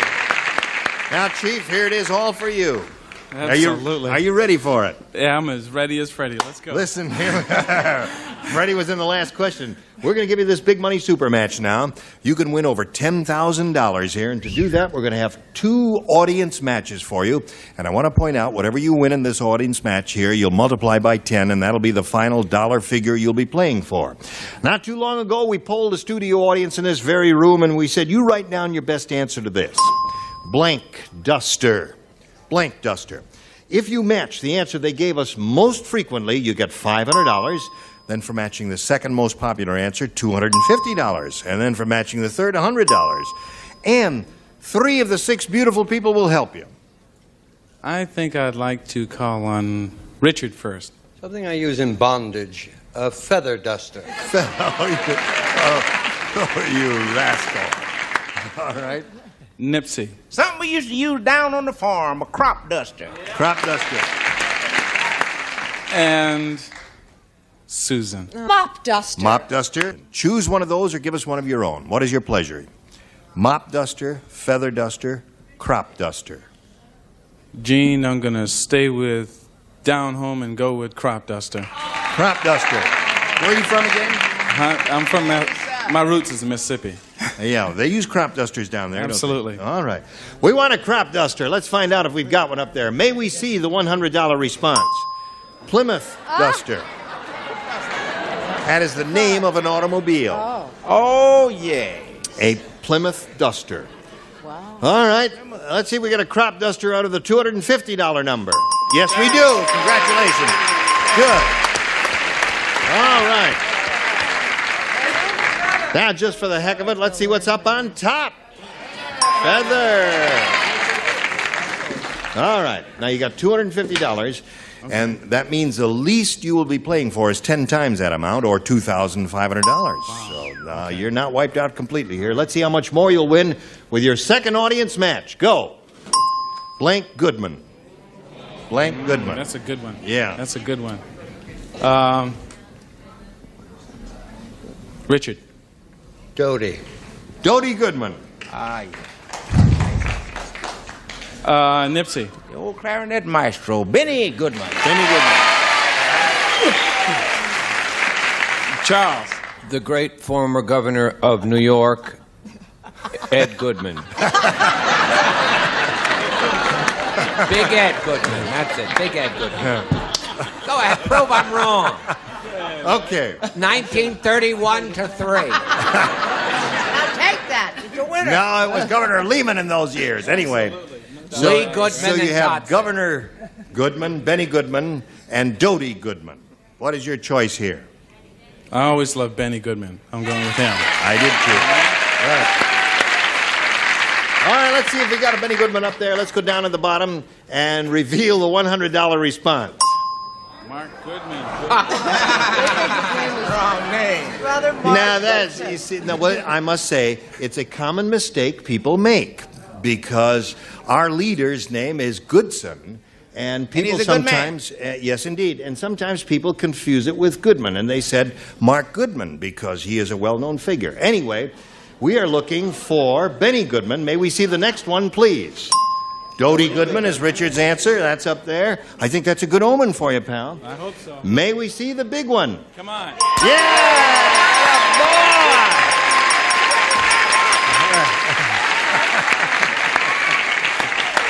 Don't come over here. No kissing.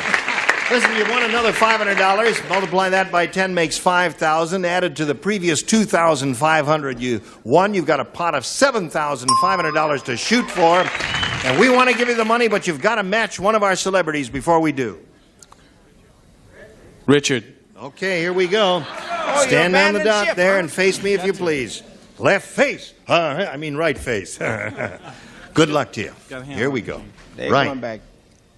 Blunt blank. B-L-U-N-T blank. Blunt blank.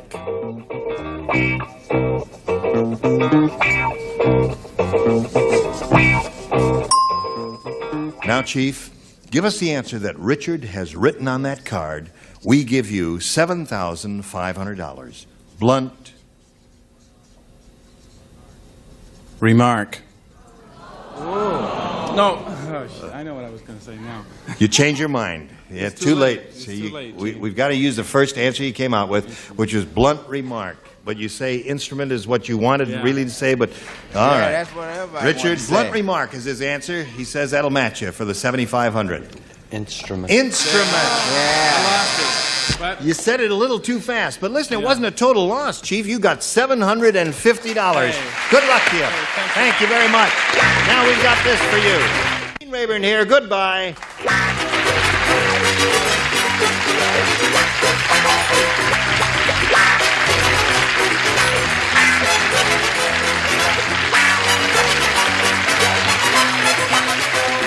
This is Johnny Olson speaking for Match Game PM, a Mark Goodson, Bill Todman production.